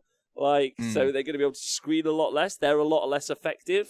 There's a whole bunch of stuff. Well, you just take 2 units of them then. That's my point, right? It doubles how much you got to spend to produce the same effect. Yeah, it sounds like there'll be lots of smaller units, because you're not going to take 6s of Gore Grunters, so you're going to have loads of 3s. Also means that, like you say, the buff pieces won't be able to buff a tail. So... I mean, already they have to pretty much follow, because there's a lot of holy within. But they're going to have to be doing a lot more following around. So they're also exposed. So, yeah. Sorry, I thought Nathan was done then. I mean, it also makes it more interesting, doesn't it? Because, like, you know, like when we'd see 9 Gore Grunters, and then they get buffed. If we're like, oh, actually, in a 9, only front 4 are going to get to fight. Then you probably run them in 3s, but then it minimizes the amount of buffs you get onto a unit. So you're not going to have like 1 death ball, are you, anymore? But we may also see the return of discount on maximum sized units, because that was a thing and that kind of went away, and there's still some stuff that gets it. I also kind of like, how often did you see like 10 skinks or 10 pink horrors or stuff like that where they're summoned and just in a little half disc at the back of the board to zone stuff from dropping? Yeah, but I thought and, that was and got in there. that was one of the skills of the game. Like I thought it was it was really really fun to do. I don't think people really quite recognize how powerful this is going to be for deep striking armies, and teleports, which already are probably too strong anyway. Like ultimately, like teleports and deep strikes are already so good. And it means your ability to stop them is massively reduced. So they're gonna go and get your backline characters. They're gonna go and get your war machine at the back or your shooting unit, whatever it is. It's gonna be much harder to screen. Which I think there's loads to talk about. Go on, Nathan. Yeah, I think people are gonna have to screen. So at the moment, a lot of people screen with lines, but you don't have to screen that way. You can screen with like gyro bombers and things like that. Single units. The Gobber Blues is great for screening, especially from deep striking and stuff like that. You're just pushing them out into just pushing people back. So it'll change how people do screening, and I think it's going to be pretty hectic the first few weeks as people are finding out what screening works and what doesn't. It's going to be great. So we talked about some of the other kind of key changes as well, and I would like to spend a while on this. So one of the other things as well that it becomes massively important is you can lose whole units now to key abilities which allow you to pick models out of a unit. If you think about it, so if you're thinking about models being, if you try and create a screen or maybe just to maximize your frontage, we haven't even talked about weapon ranges yet, but we'll come back to that. So you're trying to create it so you've got kind of as much of a front as possible, and then something runs over and they just grab out one of the models in your unit, or three of the models on your unit, or if they do the Endless Prayer for Daughters of Cain, which ticks twice now in the hero phase, and you grab out 6 models potentially from an infantry unit, you could half an infantry unit dead, because you could take the other half off. So I think really what they're trying to do is punish. They're trying to increase the effectiveness of monsters. Obviously, we've already seen that try, and then reduce the impact of infantry and what they're able to do. They're going to be much more clustered. I think that's something to be really conscious of. It's also going to massively, Milky Badger, thank you, massively affect piling in. That's going to be so difficult to do now with a charge. Because if you get like a crappy charge, you have to still maintain everyone. So you're going to charge at the model that you're charging at, or the unit that you're charging at, and you're like, cool, I'm only going to get 3 attacks. Like, you're not going to get a load of attacks out of your guys. And that's before we even talk about weapon range. Because if you're on a 32mm base, you have to be, if you've ever put a line of bases touching base to base, you're going to have to put the other models in between the lines. You know how it creates like a little like gap? You're going to have to put them in there and move them literally like a static block, and move them in a line so that you can get any attacks in. Because if you've got a 32mm base but a 1-inch reach weapon, you're not ever fighting from 2 ranks. It won't matter though, because when they release tomorrow's rules and it tells us about like fighting on the front flank, side flank, or rear flank, it'll make more sense. You're right. Why are we even talking about it? If they show us the new square bases, then it'll be Imagine that Mork's magic mushroom now on a 15 by 15 base. And it's a lot easier for a model to touch 2 other models if it's on a square base, and then you just push the other flat edges together. You got it. I got to say that like you've touched on exactly. So I said that number two, the reason that I think that we see this in play is because of the conga lining and also the kind of big screen lines. That's what I think. And I'd like to go back to how it's going to affect it. But my number one reason that I think that they're doing it is because obviously the Citadel guys are obviously in a rage fight, that they're up late at night, like panic sweating over with the Forge World guys, and with obviously the introduction and the release of Old World at some point with ranked infantry. This is their chance now for anyone who's like, I might try that ranked infantry game. It's like, well, ours is kind of ranked as well, man. Like, it's kind of like, look, it's kind of the same. Like, you have to rank up. This is the same thing. So, like, fuck you guys. Like, your game shit, ours is great. That's number one reason. I would bet everything I owned on that being the reason that this has been this way. Like, all the money I have, which is not much, it's basically blue ice pop money. So it's about 469. I think you should try orange. Yeah, I'll try orange. Thanks. It's good advice. I will. I think I really do like this rule. I think it's going to be difficult. I think at the start, learning how to do it is going to take people a bit of time compared to what we're used to. But as much as like using 10 skinks in a curve at the back to zone out stuff was a tactic, for me it was easy for some armies to do. They had access to cheap 25 mil. When they're an inch apart, they've got a 20-inch distance basically from the end-to-end model, and then 9 inches from them. And so it was, when you had that, it was a really easy logical screen. And what this does is it means what Nathan suggested. You have to kind of do defense in depths. You're screening with a unit here, a unit there. I realize that teleporting and all of that is still a really big threat. But I think that this brings stuff together rather than it looking like you've got a bunch of random strings and strands and scarves of units laid across a table. You have that. The one thing that I would probably say is that maybe they could be a bit more specific about base sizes, because stuff on like 50 and 60 mil bases, this obviously hurts. Like, I don't mind when a 6-man unit of ogres is strung out because it's still such a small unit. I do mind when a 20-man unit of frickin' OBR are across the entire table, though. But it's like no one's ever heard of a skirmish line, like in all of war. Did people just watch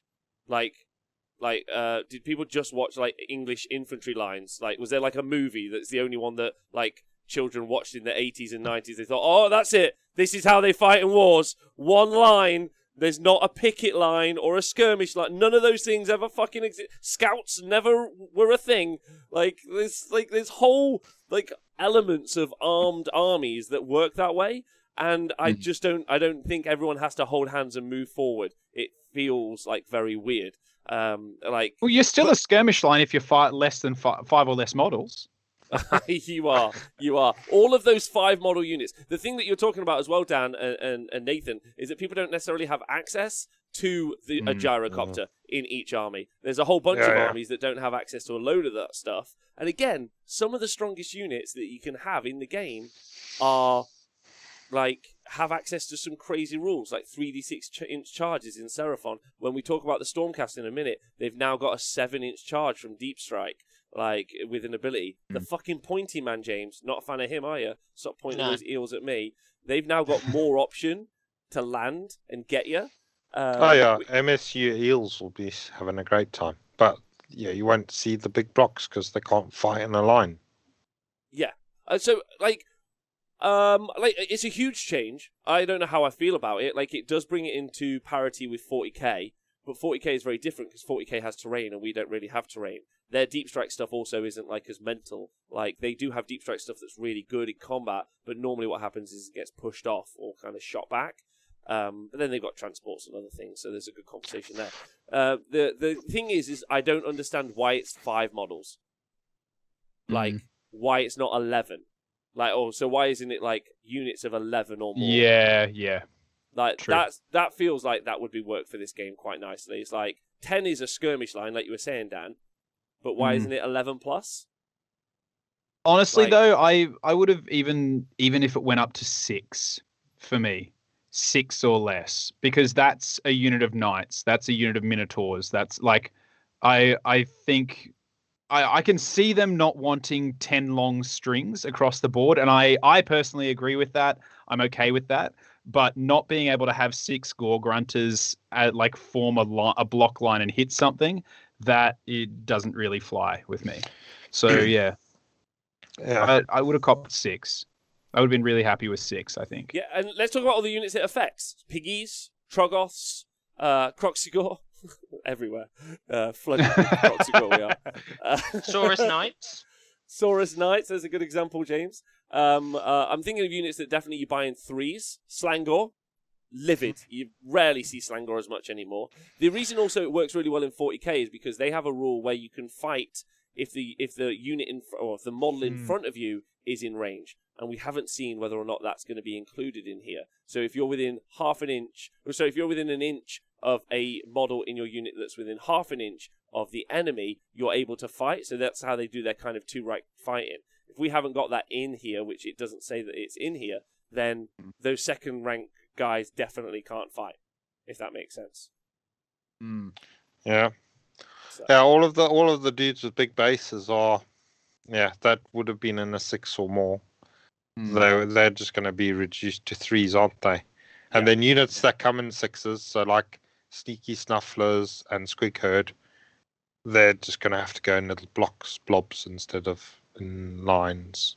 Yeah, Nath, I can already hear the cries of the very large block of Sneaky Snuffler players out there just screaming in fury at this change. Not my 50 Sneaky Snufflers! How will I run truffle pigs at my enemy? No! So yeah, it's just going to affect a lot of different units. You're going to have to go back and look at your army. My hope is, this is the hope, this is without context. Because obviously you can only talk about it as we know how the game works now. My hope is that we see some big updates to unit ranges. That's what I'm really hoping. Because there's probably like a bunch of different like units that are affected by this quite nasty. Which I think would be, it feels a little bit harsh, I'm going to say. Maybe it'll be a base size thing, like the bigger based stuff, like your medium sized infantry, your trogs and your minotaurs and stuff like that, your bulgors rather. They will be able to attack in a second rank, like a rank kind of thing. Oh, it's just confusing then, though, isn't it? Like Yeah, that just makes it more complicated. What we actually need is just a rule that's like, done. This is it. And maybe this is it. Maybe we'll get the 40k rules. Who knows? Let's be excited that we won't see people daisy chain to a Harbinger of Decay anymore. I don't know why anyone. It never bothered me. Maybe that's just because I've been playing that way for so long. Like it was never a thing that stressed me out. If that makes sense. Yeah, I think the Holy Within thing was sorting that out. So if they just changed all the Holy Within, like all the rules to have Holy Within, then that would have sorted that out a bit more. I mean, yeah, there were lots of people that would zone stuff out with long lines, and if the game designers didn't like the lines, then there we go. They've sorted it out. That's the problem. They don't like the lines. Well, don't worry. I'm excited for this change, but I'm not a Seraphon player because I'm not a shill for lizards. Oh, look at this handsome man. Down in model form coming up. What? This is you in model form. I Mine's can't wait for Dan. I don't know if anyone's tried this yet. You should get yourself some models out. Take a unit of 20 models. Charge at an enemy model, but don't get like a very good range. Just get within an inch, and then be like, "Oh yeah, this fucking sucks." Like you're gonna really start to understand at that point that you can't get a lot of attacks in.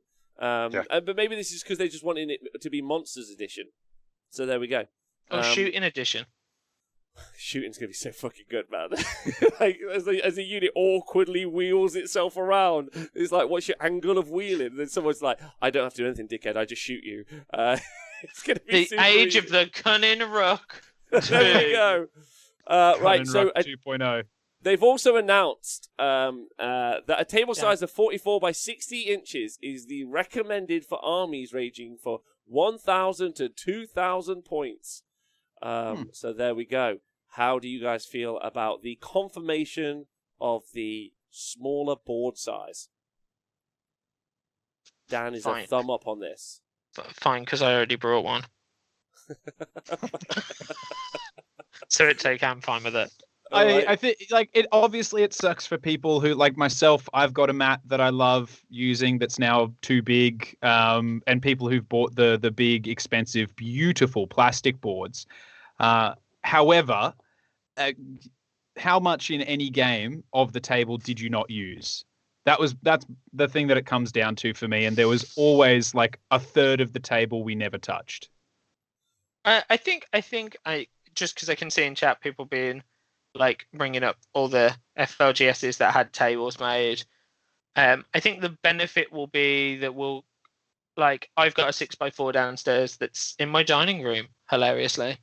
But like it just gives you a cup space, right? And dice. And I know like Rob will be happy because he hates things on tables, so what? Dinners. Just picking on you. And also I think like yes, it sucks like for local game stores, everyone that had a table. But if your reason for not changing something to the game is because it's always been that way and people like already have it, then you clearly haven't been paying attention to this company ever. Yeah, like that's just whatever. Like this is we knew this was happening. Whatever. Yeah. Like people might ignore it, people might not ignore it. Tournaments might ignore it. Like the thing is your local gaming store. It's not a problem, Dan. Like it's not an issue. Like you and your mate, like cool. We'll measure it out. Maybe we've got some tape. Maybe we'll use dice. Oh, that dice has been knocked. Where's the edge of the board? A little bit awkward. Maybe we'll do a James. We'll buy ourselves the proper size mat. Then we've got ourselves a little area for tokens at the bottom and some beers at the side. That's great. The issue is that fucking dickhead who's got to roll out 800 mats or 100 mats at the tournament, yeah, and then looks at them and tape thinks, them off. Yeah, I've got to tape off 50 tables. Yeah, Enjoy John Green. Yeah, you're going to be like this. Thanks, Marshettus, for resubscribing. That's going to be an issue, like, for some volunteers and to do stuff, I guess. I mean, the conversation was had in the 40k community as well, but was led the way by Frontline Gaming, who conveniently happened to sell all their 6x4 mats 6 months before the 40k change. LVO 20, whatever it was, 19, happened to just be like, oh, we're going to change our mats for next year. Here they are. Would anyone like them? But you can buy some of their new ones if you want to buy the 44x60s. Just by happenstance, they sell them.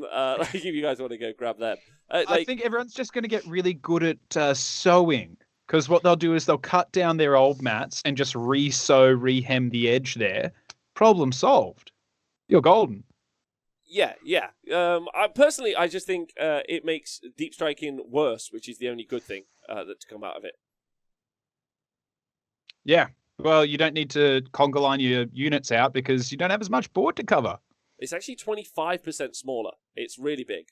It's really big. Which also means a couple of really cool things if you think about it. If you split the board up into how we would split the board up now, it means your deployment zone's like a little bit smaller. It's like 11.5, I think, or it might be like 9.5. I can't remember. I did the math the other day, and it's a bit smaller. It's not quite what you think it is, if that makes sense. But not some if you of those, did the maths, that's for sure. That's going to be...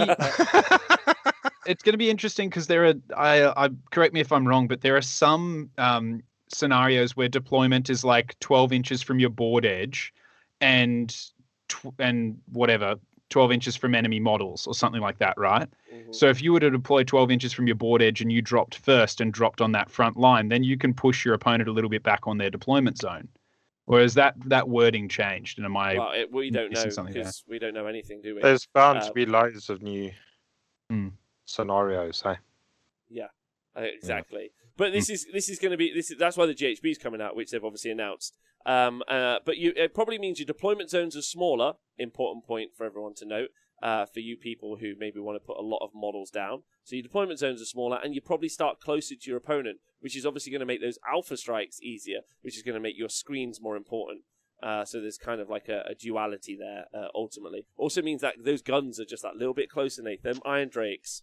Yeah. They haven't got as far to walk now, baby.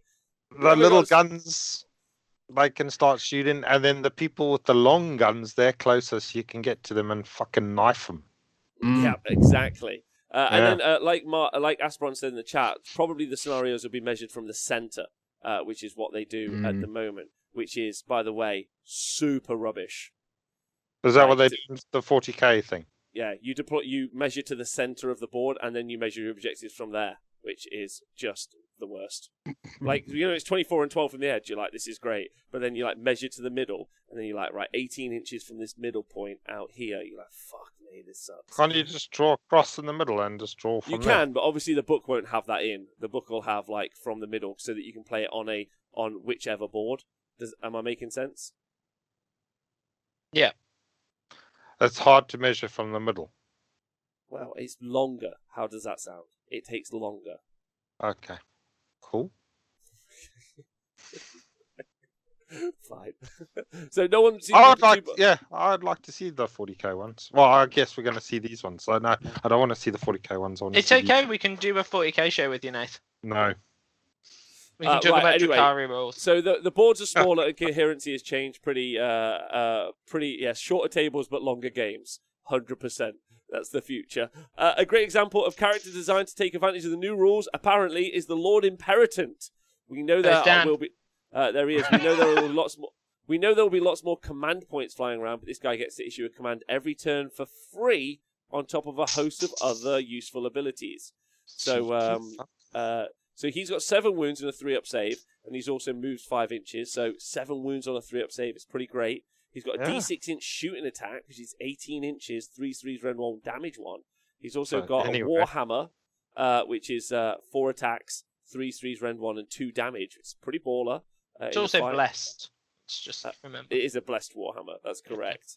Now he's got a couple of things. He's got a companion Griffhound, and it almost always must stay within an inch of him. And he's got a couple of things. Distinguished Leader. Once per turn, this unit can issue a command without a command point being spent. So he's in your army. Command point for free. He's also Thunderstrike. So if you do kill him, you're going to have to roll 8 dice when he dies, and any 6s you'll take a mortal wound. But he's also got Guided by the Lightning, which is once per turn at the end of your movement phase. If any friendly units with this ability are on the battlefield, you can say that it will guide the arrival of Sigmar's warriors. Pick a friendly Stormcast Eternal's Thunderstrike unit with a wounds characteristic of 3 or less that is in reserve when you use the Scions of the Storm ability. So when they deep strike, they basically can charge 7 inches as opposed to 9 inches. Ooh. Yeah, so we're constantly going to see that bloke and units of the big boys in tandem, both set up in the sky. He deploys, and then they deploy immediately after him. That's going to be the 1-2 punch. The exploding armor, does it hurt Stormcast as well? If you shoot them while they're in the back line stood next to other Stormcast? That's a great question. No, I think it's enemy, but that's a real good question. Oh. If a friendly Stormcast Eternal is slain within 1 inch of an enemy unit, yeah, that's nice. That would have been really, really fun. That would have been super fun. Can we just talk for a second about the fact that this model has the most aggressive BDE of any model released in Age of Sigmar thus far by his sword placement? Can we just have a look at that for a second? Yeah, right. Look at where that man has decided to sheath his backup weapon. Yeah. Why? I've got so many questions about it. If you miss the scabbard, you're doing a little bit of an over circumcision to yourself. Also, because Dan's maybe look at this card more, is this like the 19th version of a War Scroll card that we've seen?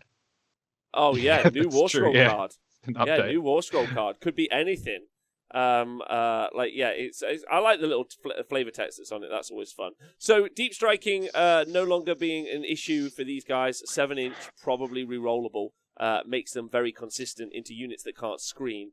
I'm not a fan of that personally. I think you should just I think there should be no abilities. I think you should land outside 9 and you got to roll it. You can have a reroll, fine, but the rest of it just fucking suck it up, baby. I think making it more reliable is just boring. It gives so much strength to units that can do it, and now in game you have less ability to stop it. If that makes sense. That honestly, reading the big boy rules, I was like, awesome. They drop down, they do a mortal wound, they've got a re-rollable 9-inch charge. That's going to be really interesting. Maybe it means you want to get off cogs to make it more reliable. Now it's like re-rollable 7. You're most likely going to get that. Yeah, of course, unless Gabriel Shawhart's War Scroll doesn't change, in which case you can add an additional +3. So but then 4. you have to play Dirty Hammerhole. Yeah, but maybe Hammerhole, maybe they're better too. Maybe. I have a couple more model I just wanted to ask Nathan about the actual rules. How do you feel about the rule, bud? Well, dropping in 7. Yeah. I mean, there was obviously right at the beginning when the Stormcasts were dropping in all over the place, people were getting very upset, and then then they pushed them back, and they pushed everybody else back, and now we're slowly inching further forward. So we'll see how close they get before everybody gets upset again. But yes, I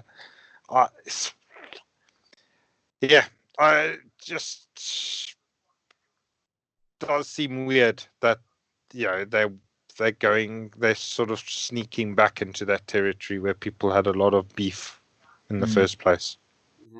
I think the fact that you just can't screen them, if some dickhead turns up, he's like, I've landed from the sky, which means you can't affect them, by the way, in their turn. So you have no counterplay. Their core rule is fuck off.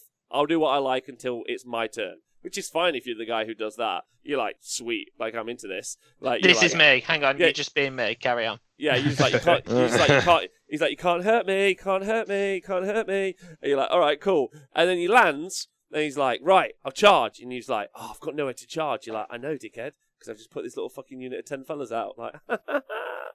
This is great. It's a really positive thing. But now that's harder to do. And that kind of stresses me out a little bit because I think that there might be some armies or there might be some plays which they haven't foreseen because they're not really good at managing how they see the game dimensionally on the tabletop. And so probably what we'll see is people just having to get just fucking eaten like a bunch of golden boys right in their head, early on in the game is what I'm going to say until and then you have to commit more points. If you have to screen right now you can screen for 80 points, maybe 100 points. Obviously, if you've got skinks, they're cheaper, but you can screen with all sorts. Whereas, if in the future you've got to screen with 200 points of your army just to give yourself so you don't get some fucking golden lads right in your eyeballs turn one, then you're losing a large portion to the Alpha Strike just because of the mechanics. Am I making sense? Which is eels still exist. So it's not like the existence of this guy has changed the fact. It's the change to the coherency has just made the eels can still land and get +1 billion to charge, and it's still just as hard to screen them out. But whatever, it's fine. And the eels have fly. Yeah, they have fly as well. So but you can do some stuff against you could. It's now going to be much harder to do that. It's going to be really hard to do it against Nathan's army. Oh yeah. I think the eels, no, the hard boys, because they'll have to charge in a block. So as those armies that used to charge in a big long line and try and wrap you up, they're going to struggle more. So they won't be able to pin you into your deployment zone, which I think might be nice. Yeah. Whereas the other armies, which were more like the eels, which were little surgical incisions, they're going to have a great time because they're just getting better, aren't they? There's more so much better. Yeah. And it's not that they weren't already the best bit. They've got all of the core rules that you already want. You just have someone who does. It's really funny, right? You're just throwing rocks at tanks, and you're like, I can do this, and then they're like, do you know what? Fuck you, no rocks for you. You're like, no, no. Well, I guess that's better because you get to the end faster, don't you? You do. You're going to get in there anyway, and it's already going to be slow enough. So yeah. Just be interesting to see what cavalry these Stormcasts come with that they can drop out the sky 7 inches away and have a great time. It'd have to only have 3 wounds, so no Stormcast cavalry's had 3 wounds yet. Yeah, fair enough. Yeah. A couple of design things. First of all, someone pointed out in the chat that historically it was very traditional to wear a dagger this way, which is now how I'm going to retcon where circumcision came from. One dude accidentally did it to himself, said it was intentional, everybody else copied. But there's a couple of design things I find odd. First of all, this Lord Imperator, whatever he's called, look at his badge on his shoulder next to his head. Is he wearing a badge of his own face? I'm pretty sure he is. That's just a power move there. He's like, you know what? My buckle, going to be my face. Awesome. The other thing I'd like to point out is he's wearing his previous Griffhound. That is the most alpha intense thing you could do. You've got a loyal pet that follows you into battle, and how do you ensure that it works its best? By wearing the dead flesh of its immediate predecessor. Yeah, because it really failed. Intense. Really intense. You fail. This is you, mate. It's one thing that I've noticed on a lot of Stormcast is they wear cloaks made out of the dead things that they ride, and that I'm like, that's kind of a dick move for an Order army. Because Peter will be joining in again. We've done that. We've done that argument. Let's not go back there. We have. Right, so, some pretty huge changes to Age of Sigmar. Probably just the unit coherency. The spells things, whatever. It'll either be broke as fuck or it won't. like very like with the command abilities. It's like I love everyone's faith. They're like, don't worry about it, Rob, no problem. There's no way they'll forget about this. Watertight. Yeah, watertight. And I was like, I think don't remember last time or this time or the last book, but sure. Go on. I think the scariest thing is, isn't it? So like the spell one is kind of like, I've got it, you've got it. So you bring a wizard, I bring a wizard. We both do all the spell stuff. You bring a priest, I bring a priest. We both do all the spell stuff. And I know lots of people said like there are armies without a priest, so that makes it a bit harder. But do you know what I mean? Like you're playing an army with a priest, I am. We both bring one. We both have the same rules, so it might be broken as hell. But if we're playing at least the same level, it's a bonus. I think the unit coherency one gets harder when, let's say, I'm playing. I'm gonna cry now. I'm playing Disciples of Khorne. Yeah, nice, perfect. And my rubbishy Blood Reavers are on 32s, which they shouldn't be on anyway, but their legs are too far apart because they've got jock itch or something. And like, so that suddenly makes them way worse. Whereas like if I'm playing Skaven and I've got 25 mils, it makes my life way easier. And I think that's the scary bit at the minute. And I know we haven't seen all the rules, but I think like when the rules get like batshit, for lack of a better word, if we're playing on a level playing field of choice, it makes it easier. Whereas if my whole army's on 32s and your whole army's on 25s, you're going to have like an easier time doing that coherency than I am probably. And there's some movement tray guys somewhere like just rubbing their hands together. So they'll be happy. Oh, the movement tray guys are fucking full of cash. Although I expect some from Games Workshop any moment. And they're like, it's not Warhammer Fantasy Battle, but also don't buy the old world stuff. Come on, this is way cooler. Here is a square movement tray that you build yourself. I just think it's gonna be interesting. It's gonna be a fun little time where we work out stuff. Hopefully what we might see when they re-release the General's Handbook with all the new points and stuff like that is some units that were minimum 10s go down to minimum 5s maybe. And like built up in blocks of 5, that might be nice. And then your skirmishes are those little minimum units rather than 10 sizes. I don't know. So I mean, there's lots really to break down about this. I think it changes the shape of the game inherently. They've also said that they're going to be releasing a General's Handbook as well as a points book in it separately. So those are going to be two things. So that'll be our kind of like Season of War. That'll be like our GHB that we have, and that'll have the missions in, as well as the core rule packs changes, and then the points will be something that they do in addition separately.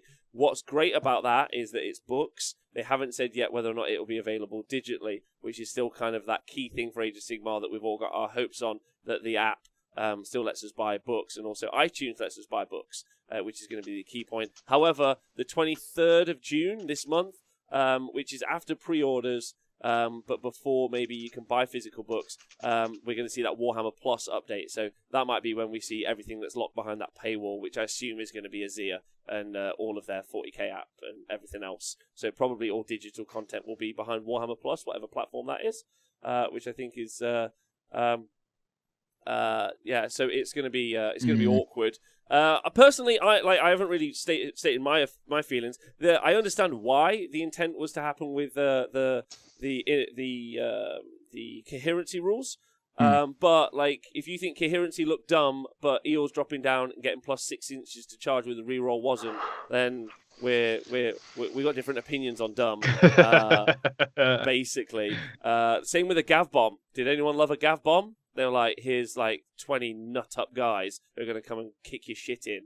And by the way, they're just going to make a 3-inch charge and re-roll it. But it's not, you've got to remember, when it's not just about making the 9-inch charge. When you have pluses to charge, you actually are increasing how far they charge into your lines as well. So if you don't have screens, they're just going further into the stuff that you don't want to get. And I like movement in Age of Sigmar. Like, I like how you like zone out. One of the things that I really like about Age of Sigmar versus 40k, like I love about it, is that we have like a 3-inch line that you keep away from each other, as opposed to a 1-inch line. Because I'm like, well, what's the fucking point? Just walk next to each other at this point. Like, if it's so close. But it's I love like the 3-inch. Glaring range, isn't it? Like, you can see Miguel. 3 Yeah, inches. No one's sure.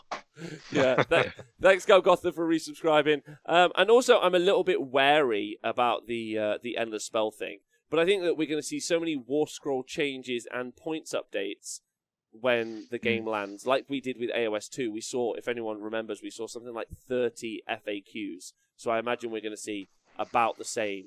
And I would hope we would see a whole bunch of units get FAQs on their weapon ranges, or there's a rule that changes up how you can strike from 2 ranks. Because I get it, like, we only want you to have 3 pigs. And I'm like, yeah, but what if I want fucking 6 pigs? That looks rad. Little flying wedge. That looks wicked. Like Flying V! Yeah, I don't know why Ducks flying V. Yeah, I don't know why, like, there would be a core rule that makes having 6 pigs shit. Like, what, like, is it really the fact that 10 lads moved in a line really bothered someone? I don't, that's where I'm at, right? Charles the Dead Lizard raises a point, which I think I would like to raise for a lot of units, though. It says, like, Mighty Skull Crushers are fucked hard by this. And what I'd like to say is that if you think this is the rule that fucked Mighty Skull Crushers, you need to go back in time and change a lot. And that's where people are like, this ruins Trogs. And I'm just like, oh my God, yes, because of all those Trog players who were dominating the scene. But they're going to struggle so hard. But they now. were doing better with 2 6s, and their army is categorically shitter with a block of 6 now, because only 3 of them can fight. So it's a fair point that the bad units are still bad, but I don't think it's something to cheer that the bad units are worse. I think it's funny. I think it's funny. I'm going to find all of those players out there who are running Trog Herd, who are suddenly like, I can't win with this, and be like, when could you? I just don't see that as being a positive, is where I'm going with it. Other than that, though, like, I like the clarity on the rules. I think the prayer thing is really positive. I think that's really, really good. I think unbinding prayers is fine and is really cool. I think being able to unbind spells is the same.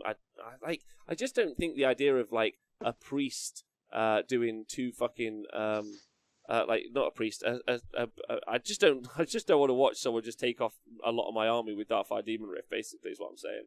Like, that would suck. That's where I'm at. But yeah, I wish they'd have chosen 11 models for Coherency, not 10. 11. 6. I reckon 6. It is 6. No, it's 5. No, it's 6 or more. Yeah. I'm saying I wish that it had been 6 or less. 7. 7 for Coherency. Okay. I would have gone 7. You don't just think that, like, 10 lads would stand in a line? Nah, they need friends. I think the only time thousands of pictures of picket lines.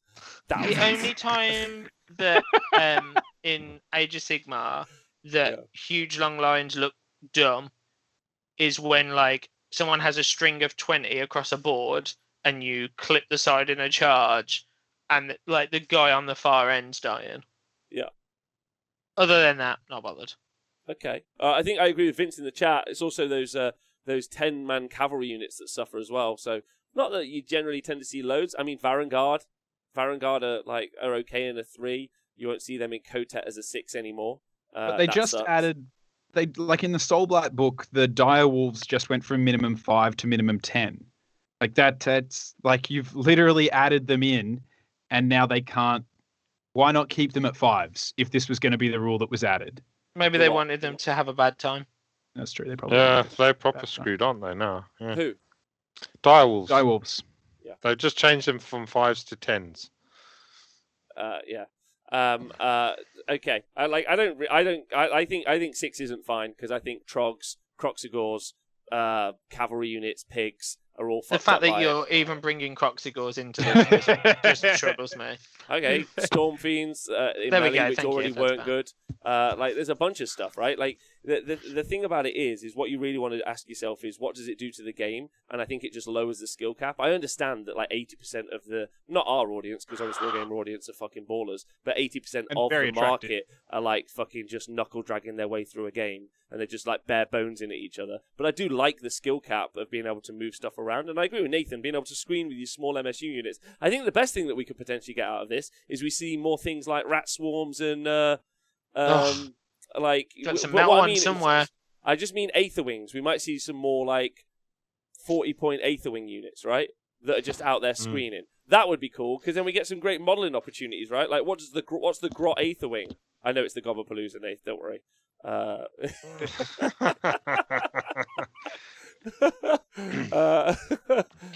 And so, yeah, there's just a bunch of stuff that I think are affected by it, that's all. Yeah, if Aetherwing stay at those points, then they're just so good now. So good. And there are 3, really, right? Gotta get mine back out. Oh, baby. Mm-hmm. But anyway, that's the today. That's the today. More tomorrow. I'm sure there isn't much more that's like a big deal. We've had the board size reveal now. The coherency thing has happened. Nath, 15. What range are the Point Grot Bounders? What range? Yeah, their weapons. 2-inch on their stab on their lances, but only 1-inch on the squigs. But are they 25 mils bases? No, 32s. They come in 5s, so yeah, you're gonna see a lot of 5s instead of 10s and 15s. I'm not lying to you, mate. I didn't see a lot of 10s before. Or 15s. I didn't see any. But I definitely got Bounders. Yeah. No, they're the ones that everybody started taking in 15s now. Yeah. The triple 15 apparently. Never seen it at the Super Series, so I don't know if it's real. Never seen it. Sad times. Okay.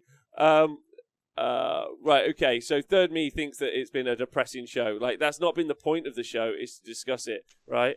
Fucking Christ. Like, what, you can't talk... Fine, we'll just be like, it's all great. Like Dan said, everything's brilliant, and we like all of the changes. Nothing's bad at all. And Darkfire Demon Rift's going to be a super fun time for everyone at all. Like, all those people... do you know what I really like is my cavalry army of pigs. That's really fun. I can't wait to MSU them up. That's going to be really cool. 3 pigs do really well into... Let me think about those monsters that are getting all the buffs. No, wait, fuck. They're not good into any of them. They're good once, and then they get hit, and then the counter charge kills the other 3. It just doesn't work that way. But never mind. But it's also like like we've said on previous shows, the fact that we don't know it all, that's the pin. Like, we say that and we put it in the wall and we leave it there because we know that. But that doesn't mean that we can't talk and speculate and review. Like, I mean, if stuff like this is being dropped on Warhammer Community, it's because conversations like this should be happening. Otherwise, there'd be no point. Otherwise, they'd just keep it all secure and secret until they release it. Now, am I excited by that? Yes, but that's because maybe I should play Tzeentch because I like change and I'm excited for it. I'll probably have a very different tune the first time that I get shit mixed by it. But until it happens, like, yeah, fuck yeah, I'm going to speculate. That's just like, I love a good gamble. I love a good gamble. The ponies get me every single time. And I damn sit there and speculate on the horses, even though I know that mine might be turned into glue before it gets to the end of the track. Fair enough. No, well, I mean, there's going to be big changes, though, aren't there? So that's what we're going to be playing. A lot more different game than it was from Sigmar 1 to 2. Guys, I already left you a message in the chat. Just from the little bits that we've seen so far. It's been lovely talking with you 3. You got any shout-outs before we head out today? Yeah, I'm going to give you a big shout-out. Because, like, I've been doing this probably...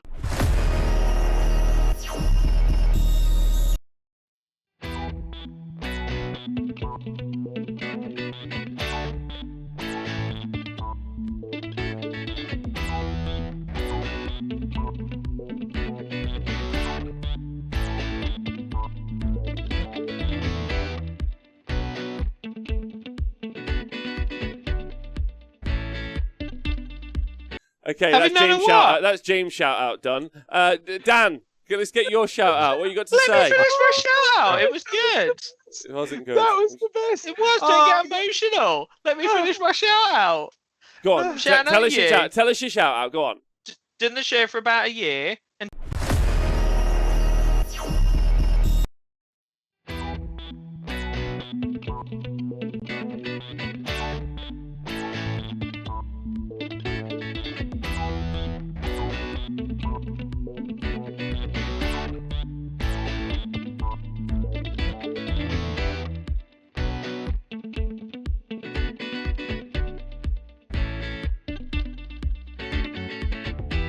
No, go on. No, go on. I promise I won't do it. Look, my hands are over here. Go on.